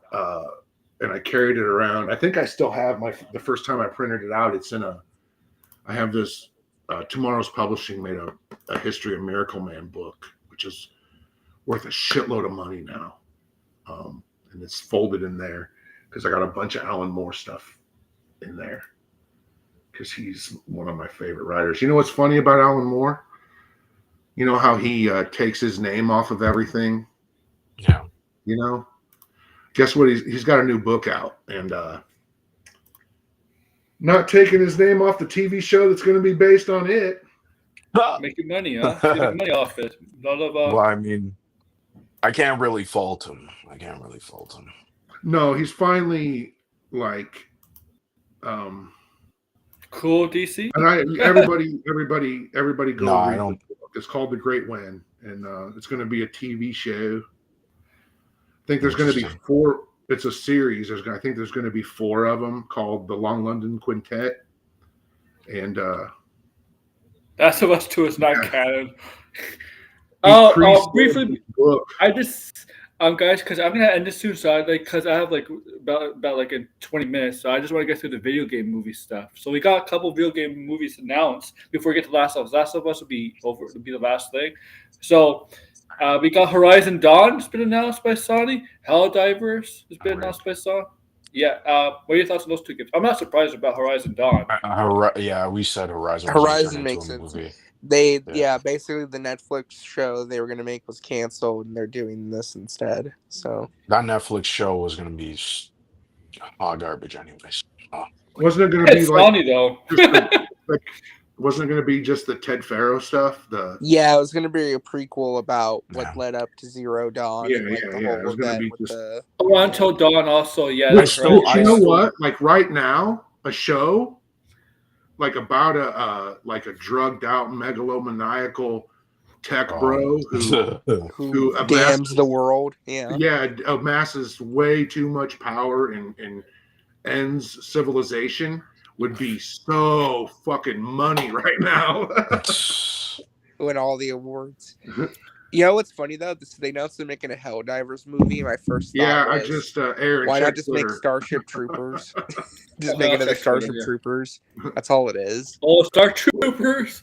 The first movie was awesome. The first movie was like basically Helldivers would be a Starship Troopers remake, just called a different name. I love that. If it's Jack Black, Jack Black. Pull it up.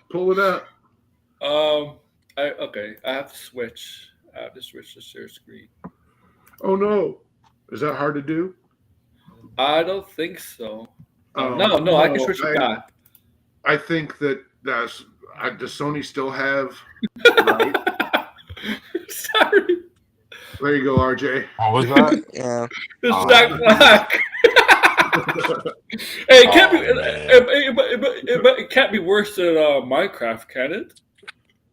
Well, what's Paul Verhoeven doing these days? Maybe they can get him to do the Helldivers movie. Just tell him, hey, make a spoof of Starship Troopers. There you go. Oh my god.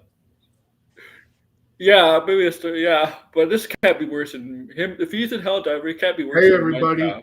Red isn't asking about a Pharaoh Plague show. Pharaoh Plague show.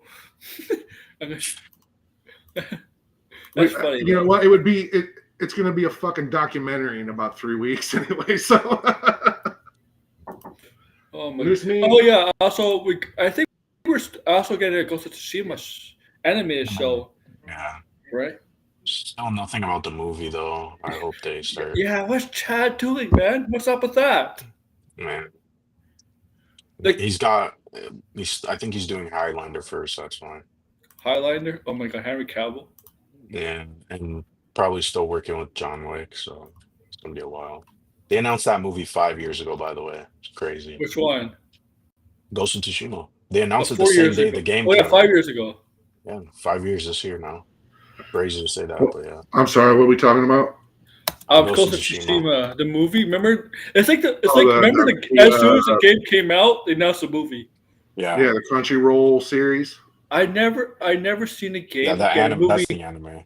I never seen a game get a movie announced so quick. Never. Yeah, never in history. They kind of knew it was going to sell well. That's probably why. Even games that sell well don't usually get a movie that quick. Because that same year, I know, but that same year they did announce the Last of Us TV show. If you remember. Yes, they did the same year. Yeah, when Last of Us 2 came out, they did announce the show. That was a great trailer. But Last of Us has been out for a decade. Ghost of Tsushima was still for like a week. Well, the Last of Us was going up. They're trying to turn into a movie. This trailer pretty much confirms everyone's greatest fear, right? Oh, I didn't show this. I didn't see the. Oh wait. Let's see if I can purchase this side because I don't know. Okay, this is better because we can see everything. Everybody's greatest fear of something that was already going to happen, regardless. Yeah, if you play the games. For people who didn't play the game, who like my wife doesn't play the games, she loves the show, but she also knows what's going to happen because I play the games, right? So she doesn't want to see that shit.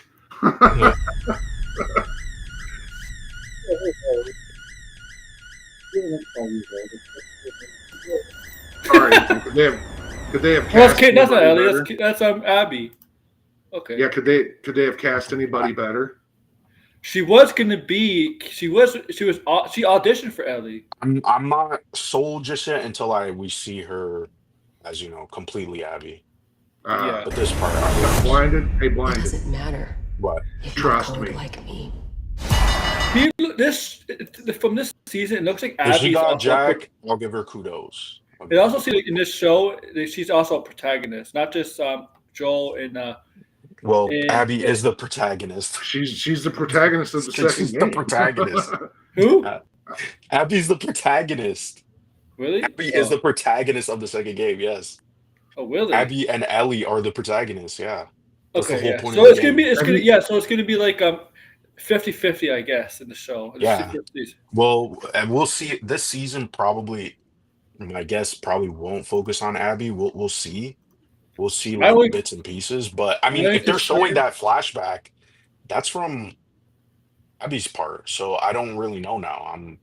They're My showing a only lot of parts of the latter half of the game. So I'm kind of curious to see My what's only going on. concern is season 4 and 5. If they ever get to that, what are they gonna do? What if there's no third game? Well, there's not going to be a third game. I think. Well, just might as well end it. They might as well say, yeah. Well, I have we're no just- doubt behind it. Now that we know what the next game is, that Well, do you Well, think they announced. They actually. I don't know if people caught this, but they announced. They announced that they're actually working on another game simultaneously with Inner. but it's not this, right? You don't It's think not. this? Yeah, it's So, not The Last of Us. Yeah. Degrassi Blinded. Do you think it's a good chance after season 3 HBO? It's not specifically cancels, but say it's going to end after season 3. I don't think so. I think what could happen. no It's a way. Game of Thrones situation. Yeah, but I think Oh, because they have Neil Druckmann writing it. Because the reason why The Last of Us 3 is, I think The Last of Us 3 is written, but it's gonna come after Intergalactic because Neil Druckmann is directing Intergalactic. do you think if when they do Last of Us season, if they do when they go to 4 and 5, whatever's in that, do you think they have to put some of that in the video game, right? Where we've seen the show, Unless it's like, I don't know how you would do this, but like a totally different story. That's like a side story. I don't know. Like, I still have a feeling like if they get up to season 4 and there's no Last of Us season 3, and they do split the seasons up according to the game and how it's structured, then I feel like the 4th season might actually be the epilogue of the second game. Turn that into an entire season and flesh that out. I don't know if that would work, but that epilogue goes way too fast in the game, in my opinion, and there's a lot of stuff that they introduce that I think they should expand on. Because you saw what happened in Game of Thrones.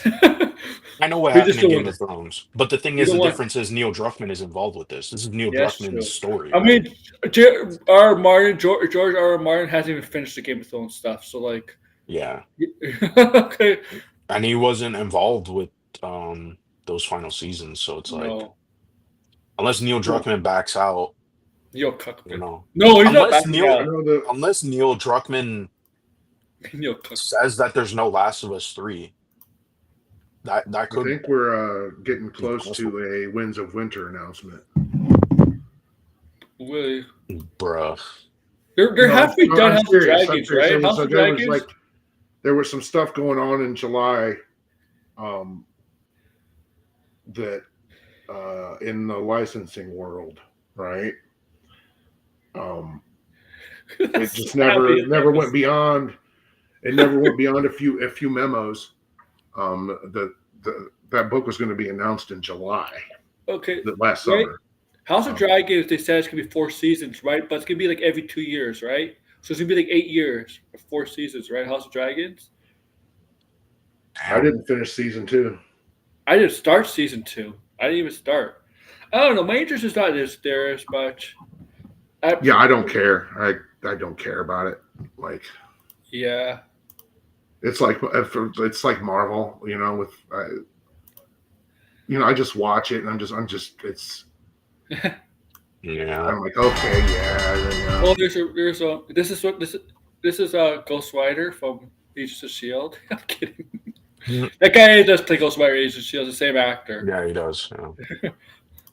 He's probably have the best part in the 3rd season. Yeah. Everyone agrees. It's Dina right there, right? Yeah. And just Look.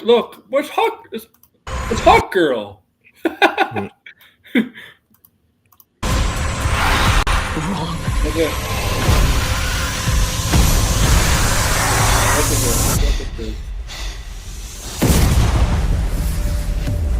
You're wrapping it up, man. Season 2. Yeah, April, good. Good months away, man. I like how to make everything classy now they're using the Roman numerals on sequels and seasons again. Yeah. Yeah. It's Yeah. funny. It is weird too. Looks interesting, man. It's basically a teaser trailer. Yeah, Well, it's it's just a actually teaser. it's only about it was only half a minute longer than their actual I mean, didn't they have to a be teaser trailer fair, like this 30 seconds? was this was shown at CES. This was Oh, not like an actual it wasn't like a traditional teaser because trailer. they showed their teaser trailer was 30 seconds long, I mean, it Yeah, felt like a teaser trailer. it but did. they had But one a this couple was days for ago. a crowd. It wasn't supposed to be super long because they Like, were just announcing that it's coming in April, and then they Yeah. moved on to announce all the other stuff. Yeah. oh, we'll definitely watch this. No, RJ was Yeah, talking of about course. Starship Troopers. I believe Sony still has the rights to Starship Troopers. So Starship Troopers has become Oh, such like it's all I but didn't home even to know. Okay. DVDs now. I love the first movie, but like it just became a joke after the first movie. the last thing I saw was 2021, and I believe it was Seth Rogen and Evan Goldberg were gonna try it, Oh, Mm. we built. and it Oh, was Oh gonna yeah, be, and it was for Sony and Amazon, that was a or great Sony and MGM. it was a great movie Right. with Clancy Brown, Michael Ironside, Denise Richards. It was a great Oh movie. yeah, I Fun. saw that shit opening day. Oh, it's hilariously fun. Oh my god! Then became the sequels became basically you get to buy on DVD or like rent a DVD. Like it became a joke. Yeah, there was Fox had or was it Fox Kids or was it WB Kids? One of the the last vestiges of Saturday morning cartoons had a cartoon, and then there were animated direct-to-video sequels too. They're like Yeah. Casper Van Dien returns to voice Johnny Rico, Oh yeah. Oh Johnny Rico, yeah. Oh yeah. and so I think 2021 was the last time somebody farted something my way about it. Yeah, And, I thought they did announce that they were gonna reboot. I didn't even know they're gonna reboot it. Yeah, I could think be wrong, but I don't know. I don't know if that Rogan and Goldberg guy ever got, what is their company called? Point Grey. No, I no. think that's their company. They were gonna take it, but I don't know where it's at now. Degrassi, what's happening with this creator movie pass stuff? Pled guilty to defrauding investors. What's up with that? They stole those guys. The guy that pled guilty today, they stole MoviePass from its founders and turned it into a Ponzi scheme, Oof. and then tried to pin it on its founders and the real founders after stealing it and then taking credit for it. He's like, it wasn't me, it was them. Holy. And they're like, how, what? And they just defrauded people, customers, investors, all that. It's a brilliant idea if it's implemented well. AMC and Cinemark and Regal aren't necessarily the final arbiters of how that goes. Believe it or not, mom and pop theaters are gaining momentum. Yeah, in Canada, we only have one major theater chain. There are some theater chains that are small, but we only have one major theater chain. There's like no competition really in Canada. And we're starting, what we're starting to see is that the regional, like the national and like the broader regional chains, where they're losing steam. Independent mom and pops and smaller regional chains are gaining momentum. I guess it feels more like intimate, more family. No. A lot of it is that they're in smaller markets that are like entertainment deserts, right? Right. And a lot of these people don't have anything else to do, and the tickets really aren't. It's more than $10 a head, right? It's cheaper, and there are bulk this like a Sunday. So if we have two like Jesus movies, right? One Sunday will make a whole week. Mm. You got that where you're from in Tennessee? Like, no, this is in Illinois. So Ain't serious that whenever if you ever hear me say something about crumble cookies, know I had a good week. But like all these numbers, like this movie made this much this weekend, like all theater owners really look at is like per screen averages, man. Right. And how that all adds up. Yeah, Point Grey is their company. Neat. Anyway. So people are hungry for entertainment, man. People want to go to the movies. sure. But you know what, Degrassi? People have been, AMC. They've been saying people do not want to go to movies because everything's going to streaming, but it turns out it's not exactly true. No, it's just it's cost prohibitive. It's just It's just the right kind of movie. It's the kind of movie people. The right kind of movie, the right price. Right price. Yeah, and right price. I mean, And also too, I feel like the theaters need to upgrade the experience of going to the theater too. Like sitting in a crappy chair. Who wants to really do that for 3 hours? Here's one thing theaters have to get rid of that I think turn people off: those fucking advertisements.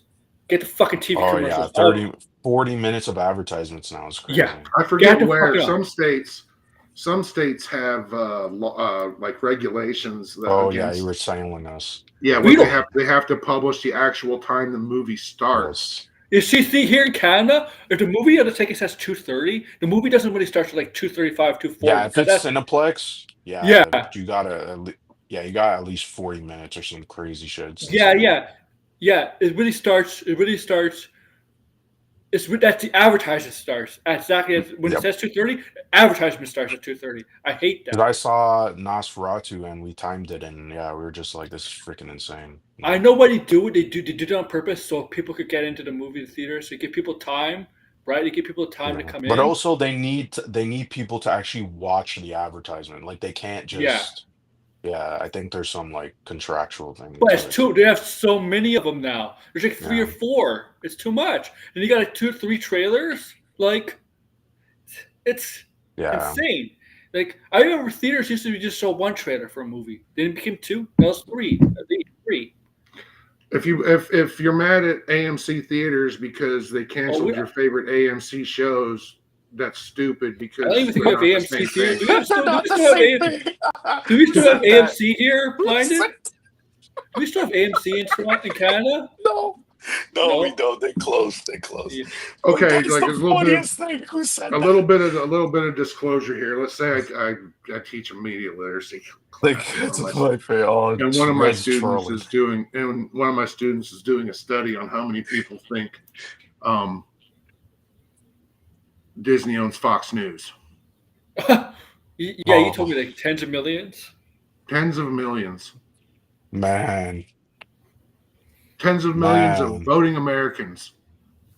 And do you understand how that works? Like both sides of the political equation? Why would like that's real bad. But you can understand how people who aren't media savvy and even people who are relatively media savvy could make that mistake.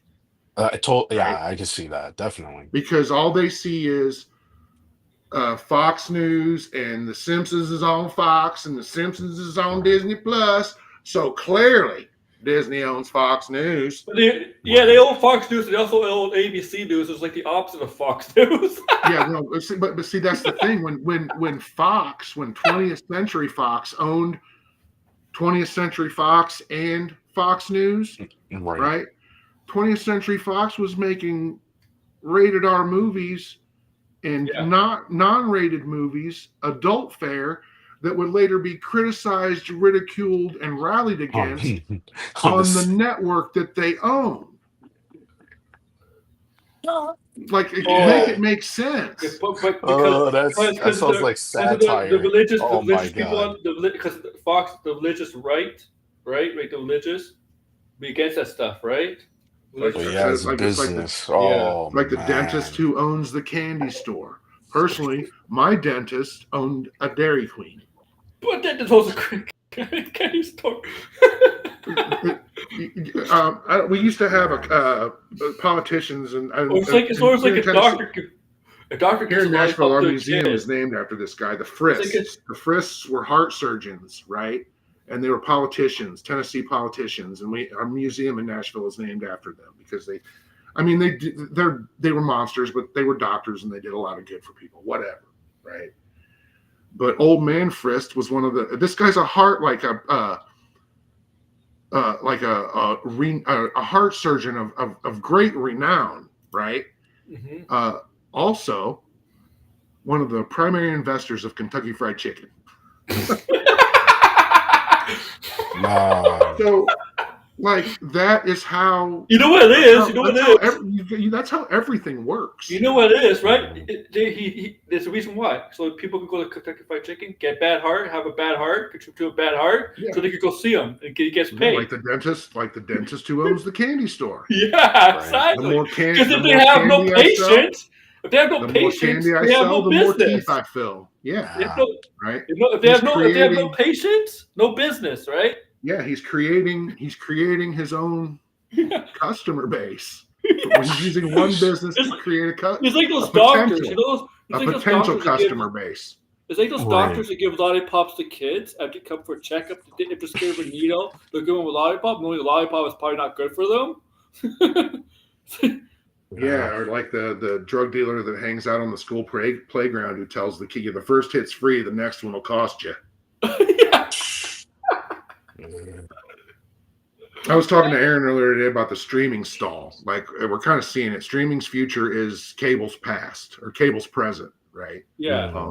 Streaming's getting too expensive, and you look at the numbers of a show like Matlock on CBS, which half of its 17 million viewers every week are from over-the-air antennas, right? Where the only cost is the television and the antenna and the commercial time that they take from you, right? That's huge, man. 8-9 million people tuning into a show every week on antennas. Yeah. Right? That's insane. In 2024. Well, Matlock has a lot of things going for it. I mean, his cafe basis lasts. Yeah, but it's not just. Listen, if DC Studios gets around to any kind of new Gods content in the next, say, 5 years or whatever, if they don't at least try to get Kathy Bates to be Granny Goodness, I don't want it. Yeah, but she's retiring, man. Yeah, but so was everybody else, and guess what? Tom Holland's threatening to retire. I'm like, Tom Holland, you're threaten me, Tom. Keep making threats. Like, here's the thing. He's going to ruin that poor girl. Right? Zendaya? Yeah. I bet Zendaya makes more money than him. And then he's just going to go away. I bet Zendaya makes more money than him. And here's the thing. They asked Denis Villeneuve, like, if you've worked on these 2 Dune movies, is there anybody that any of your cast members who you think are going to go on to be directing powerhouses? And he's like, Zendaya. Yeah. If she's not in the scene, she's watching it being filmed. If she's not watching it being filmed, she's in video with me, right? Like, they're both watching it, one on set, one in video. I feel like I'm starting to think the Tom Holland and Zendaya relationship. I don't think it's real. Oh, whose beard? Whose beard? Well, Zendaya, I think Zendaya's definitely making more money than him. I mean, Tom Holland probably make more money out of the movie because in Hollywood, men do make more money. Well, it's not about the money. It's about somebody trying to keep a secret. Yeah, well. So whose secret are we trying to keep? Who is whose beard? Oh, when I realized powerhouse relationships in Hollywood, they don't last very long. Like, most of them, but it has been like Goldie Hawn and Kurt Russell. Yeah, most of them. Some do, yeah, but like you see, they've been together for a very long time. Yeah, David Cross and Amber Tamblyn have been together for a while. Now, powerhouse it's a relative term, We won't ever see Just- them like yeah. we used to, but then we don't see anything like we used to. One of my Right. business partners will be I think, rushing to like, I know We'll be Matt like, Damon's "Oh." married. I know Matt Damon's It'll- married, but I think Matt Damon's married to like a regular person, She's it's a not school even- teacher. a school teacher. Yeah, I like believe he teaches elementary school, but anyway, he'll be like, "Hey, man, this is like one of those." see if you're a celebrity and you marry, like I know sports, they have a lot of sports athletes in sports. Most of them are married to regular people. Okay, most of them are. But if you're in Hollywood or like I say, if you're married to a regular person, you're probably gonna be more happy than married to another celebrity. I'm just saying. Yeah. No, like that. But what's regular people anymore, man? Yeah, that's true. I mean, like, if you're on YouTube and you have a regular day job, but you could be considered a YouTube celebrity now, right? Say you're a school teacher, but you have like 100,000, 500,000 subs. Are you considered a regular person? Or are you considered a YouTube celebrity? Yeah, it's a good question. Yeah, that's a good. Yeah, I don't know. I think it's like beauty. It's in the eye of the beholder. And I don't know what it like. Yeah. I'm still old school. Maybe it's because of my advanced age. But I guess I still like, I have a baseline, you know, and my baseline is you have to have achieved a certain level, you know, like I don't believe that anyone, like even Mr. Beast, like, sure, is he famous? Sure. But like, to who? Yeah, I mean, You well, know, to his I mean, I know audience, who but, he is. Yeah, I know who he is, and I know, but I've never Well, watched. Logan Paul and Jake Paul are the most well-known celebrities YouTube celebrities out there. You always see them in again. boxing and stuff and wrestling. Everything's so fragmented, Yeah. you know, and everyone is like disassociative, and everything. All of entertainment and media is fragmented. That I don't know, like unless something has universal appeal, or it's just not. Who's gonna aimed fucking watch? directly Who's at gonna me? Who's gonna fucking watch Logan Paul versus Floyd Mayweather? Freaking India. More Like- people than you probably think, Aaron. We're in this weird We're place. probably gonna watch We're in it, this yeah. weird place where I kind of never thought we would be. The thing is, Logan Paul. I know Logan Paul is contracted to WWE. I would like obviously it's gonna be a fake fight. Like it's gonna be like his brother in Mike Tyson, right? It's gonna be like that. But if I was WWE, I'd just make sure. Yeah, we don't want you boxing, even though it's gonna be like pretend, all predetermined, and all that. They You know, just it's want like- money. It's money. It's money making. Yeah, it's If all you're about not making money, it's that's it. There's like I The was thing saying, is- I think that we're in this place where like all like The problem like with all India, the dystopian fiction that I ever grew up on, right? That Uh, was just like, we'll never be like that. We're there. We're in that Venn diagram with all the crazy future dystopias. yeah. And you didn't know that Jake? No, not Jake Paul, Brad. It's Logan. Logan Paul. And Logan soon, Paul. I guess the apocalypse is going to arrive because they're talking about annexing Canada. That sounds Yeah, familiar. we're gonna be your 31st date. Grassy. Yeah, you know what? He called Trudeau Governor Trudeau. Governor Trudeau. And Oh, then I'm he- sorry. Right now it's Apply anymore. Governor nobody, but Yeah. like He didn't. Yeah, but I he- like how your government works. Like nobody gets He anywhere. technically without- didn't resign, okay? He's just not running again because he's still prime minister till somebody new. He's just not going to run he stepped again. down as the leader. Yeah, he stepped down as leader. He's just like, he's like, yeah. So me and Blinder are going to run for prime minister. Yeah, no, we're in. How about this? The golf of the entire USA. world's How about that, Degrassi? You want the golf of the USA? Oh yeah, that one. Oh, Gulf of America. Yeah, like Golf of America. all this really does is serve to normalize China taking Taiwan and Putin taking Ukraine and probably Poland and probably God. whatever parts of Europe used to be in the USSR, Oh, including the Ukraine's western part of Czechs. Germany. Oh, So, yeah, and we're in a place where you have billionaires enabling world leaders to do their bidding for them.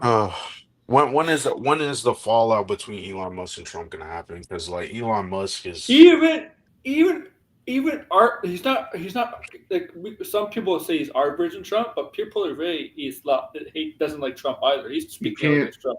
When you're wholly owned, there will be no fallout. So he's talking about So Trump Canada being a 51st state. Trump is wholly owned by Vladimir Putin and Elon Musk. So yeah, it's a lot of talk and it's a lot of bluster, man. But when people tell you who they are and what they're gonna do, believe them. I'm not kidding. I just don't understand how you can't put anything past these people, man. Who back Elon Musk, who's not even American, who's willing to sell. We have a sellout. He doesn't even. He's not even from that country, and he's willing to sell it out, and people just suck up to him. It's insane. Who? Elon Musk. Oh, we have a Canadian seller, Kevin O'Leary from Shark Tank. Oh yeah, but he's a nobody. Nobody takes him serious here. He's gonna buy TikTok. Yeah, I know. Like, Elon's gonna buy Twitch. Actually, no. What Bezos is going to give Elon Twitch. Yeah. Since there's no competition anymore. Right. Elon Musk is the real president. I'm just waiting for the implosion to happen because it seemed like it was going to happen. No, it would have happened already. What I'm saying is that Trump is just a vessel. He's an deport Elon back to South. Deport Elon back to. Deport Elon. See, the thing is, Elon Musk is really the president, but he cannot legally run for presidency because he's from South Africa, right? Don't change the rules, dude. That's the thing you got to understand is that people want to say that there's checks and balances, and it's not anymore. Not anymore. We're gonna check Elon Musk's birth certificate. He was born in South Africa. He came here legally. Vivek Ramaswamy. And he dated Amber Heard. Okay, do you know that Vivek Ramaswamy is an anchor baby? That he was born in this country, but neither of his parents were. His mother was naturalized, and his father is not. And his father does not have a green card. His father is here. His father is here illegally. A man who has been given the power to run a blue ribbon presidential commission, which effectively doesn't have any power, in other than what they can tell the president what they think they should do, right? But when one of the people on that blue ribbon commission owns the president, it's a different story, right? It's really easy. It's not a conspiracy when it's happening. It's not a conspiracy. Exactly. Yeah. Elon Musk. I don't know why I have this weird comparison, but it kind of gives me the vibe he's like Randall Park's character, Randall Park playing as the Korean dictator from The Interview. I feel like the personalities are the same. He's a drug-addled, mentally ill megalomaniac. Yeah, it sounds like Randall Park's character. That's pretty much every authoritarian world leader. I just described every authoritarian world leader ever. I just hate the fact that he has these dick riders. These people on Twitter who constantly simp for Elon Musk. Like, these people make me sick. Try being an American, dude. Try being a U.S. citizen who has to deal with this shit.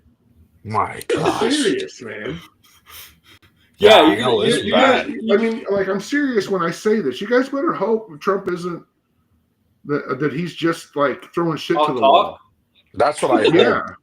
Yeah. And I'm not trying to be like alarmist or like over overly fearful. He wants Canada to be the 51st state. He's gonna start a war with Canada, man.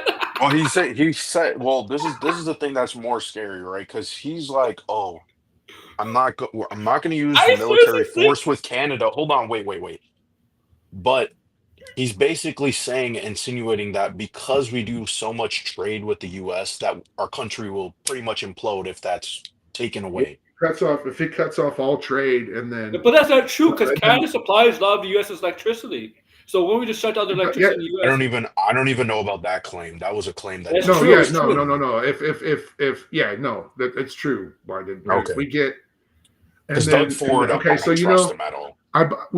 we do import oil, but the oil that we import is oil that we already exported to Canada.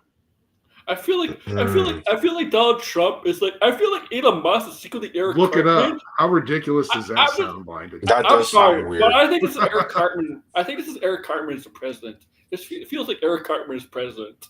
You know? Well, I just want to know, like this is if he does implement these tariffs, I would like to see a major change so people can finally wake the fuck up and realize, oh yeah, this is not a good idea at all. This is going to Well, I cripple us think even more. the plan is that it will be too late, and it might Oh already my be too God. late.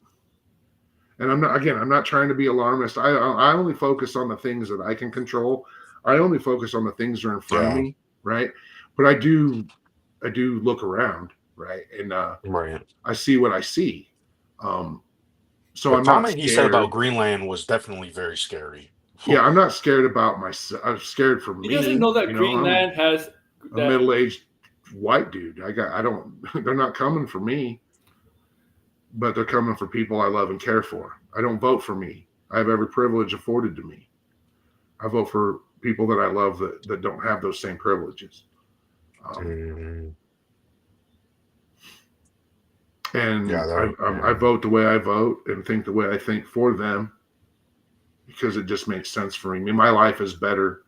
I'm being selfish for them because they make my life better. And I want to keep it that way. You know, it's not about being woke or being an SJW or trying to be trendy or hip or virtue signal or anything like that. It's just about knowing people who are in these circumstances and live these lives Right. that we can't marginalize people anymore unless they're Nazis. We can't marginalize people anymore unless they're bigots, misogynists, racists. Those are the people that's not freedom of speech. Telling someone they have no right to exist isn't freedom of speech. Are you free to say it?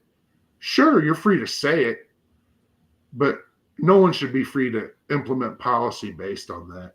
No, that's dictatorship, man. That's just I just And democracy is freedom of speech. You know that's freedom of speech and democracy. You can say whatever you want, but you can't get arrested. You can say whatever you want, but you can't. You're not free from the consequences of what exactly. And that's free speech happens after that. Right. And that's free speech draws into hate speech. Once it becomes hate speech, it's a different story. But if you live in China, for example, and you say something about the government on X, oh yeah, you're gone. Yeah, they're gonna find you, man. And I think China has. If you live in the United States and you go on X and you say anything about Elon Musk, well, it's turning into that. Yeah. He sees it. You will be suspended. Yeah, it wasn't convenient. The problem is when do you know how crazy it is that the world's richest man can just go after somebody off the fucking street? This is Star Wars and all. Yeah, I know. This is what Star Wars is all about. If you have democracy failing and all this stuff going on between people that can't agree on stuff and try to work through things, and an authoritarian figure comes, an authoritarian government forms. Mm-hmm. If I told Red that I believe that my government should advocate for him to no longer exist. I'm okay with that. Just him. I'm just kidding, man. No, I mean that's what I'm saying, Aaron. You know, Is that not hate speech? Yeah. Yeah. You shouldn't exist, Red. And I'm going to use all the power of my government to apply that to you. No such thing as hate speech. Yeah, that part is Okay. just insane. If you say so, buddy. I'm not your buddy, pal. I'm not your pal, guy. No, I don't I'm think not that's your hate guy, speech. buddy. That's not hate speech. Yeah, well, you're targeting someone, right? Yeah. Yeah, it's such a like. Come and get me, Red. Come and get me. It is a very thin Yeah, line. It's a very Oh yeah, it's a thin line down a slippery slope. yeah. Yeah. It's hard is to what it determine is. what's hate speech or At not. the end of It the really is. day, to be fair, in all fairness, to be honest, in earnestness, it's a thin line And down a slippery slope. Dude, Just I'm praying. 6'2", 240 pounds. I'm Yeah. fit. Let's go. Oh, you weigh more than me. All right. I mean, I gotta watch the latest episode of Skeleton Crew. I didn't even see that yet. Oh, it's good. Yeah, I usually like it for what it is. It's not the end of the world for me. If there's a Star Wars show with kids in it that tells a story of a magical adventure through space. I did. You know? I just Jude Law's character reminds me of Captain Jack Sparrow instead of like without the quirks, because he's playing everybody. You know, that's what Jack Sparrow does, right? I sleep with my wife and 2 dogs. My dogs are vicious, and my wife's a Buffalo Betty. So let's go. Let's go. All Red. right, all right. Blinded. Any future streams? not at the moment. Any up with you, Degrassi? No, I'm just on Twitter sporadically, and I'm on Blue Sky more often, and I'm got some videos and there's some shorts and stuff on the YouTubes. And yeah, you know, I'm not in this for anything but fellowship and camaraderie. For me, guys, don't know what for tomorrow, but Thursday we're gonna finally wrap up Creature Commandos 5, 6, and 7, and we're gonna talk about the show. We're gonna recap it, but we could probably talk about the whole show too. I've got jury duty tomorrow, and I'm going to talk. You gotta lie to again. Don't admit it on stream, man. What if Why? they come check? What if they come check my stream? What, for jury duty? Yeah. They they won't come Make check up your our- stream. I've got jury duty. Well, it's Vaudoir, so they've got it's like the jury selection, right? Yeah. Oh. And Yeah. I there's a thing called jury nullification, and Mhm. like some judge, if you talk about it in court, some judges might put you in jail. Yeah. So basically, I refuse. Like I don't. Justice delayed is justice denied, and in the United States, we have no justice anymore. So, yeah, I might go to jail tomorrow, guys. And they would actually throw you in jail for saying that? That's crazy. Well, the last time I got called to jury duty, I found when they told me the case that for the jury that I would be sitting on, you know, they bring you up there with the prosecutor and the judge, and then, you know, they ask you a bunch of questions, and I'm like, so this is a simple drug possession case, and the judge is like, yeah, and I'm like, I will not be privy to this injustice, like in front of like a court full of potential jurors. Okay. All right. Like, I am not going to subject myself to possibly being part of convicting this man for simple drug possession when I believe that is a victimless crime. I like made a scene and everything. And then the prosecutor was like, dismiss this. You can go. Bye. Yeah, I've Right. heard like some people say crazy things to get out. Like, I object to this farce. I cannot be part of this. So right? you just Yeah. So the if you're first if you're a murder case, time, If you had a first murder time I case, served. if Oh, you there? yeah, Yeah, if you're, well, yeah. The If you- first time I served on a jury, it was another simple drug possession case. But what happened was they had sent, they busted this kid going to work, right? And they said he had white residue around his mouth, right?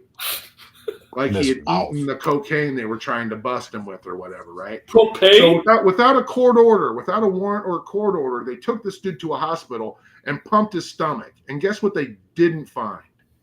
cocaine. Yes. Right.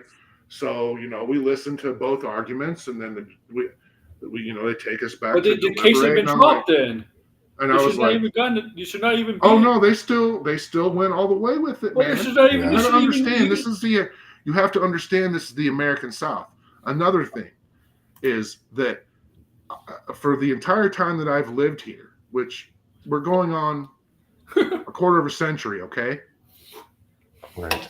I am called for jury duty every 4 years, Oh man. okay? I'm a white You. male American, WMA. They really like you, Okay. Degrassi. No. My wife, a white female American, has never been called for jury duty once. Mm. You're like, Explain that to me. I mean, I know why. Right? She knows why. There will be women in the jury, yeah. but they will be the minority in the jury. Right. My wife like they get your name from the voter rolls. My wife, Mm. Diddy's gonna walk. Oh, what do you think? You give names? Oh yeah, I heard no, about I- what was going on. I mean, you can't like what if everybody that's involved in this was a consenting adult, and that aside from maybe some money laundering and some other shit, like a lot of the other stuff probably didn't go down the way they said. Then we can't use the phrase "no Diddy" no more. God damn. So, what was I talking about before that? Anyway, like, Jury yeah, duty. yeah, you, like And then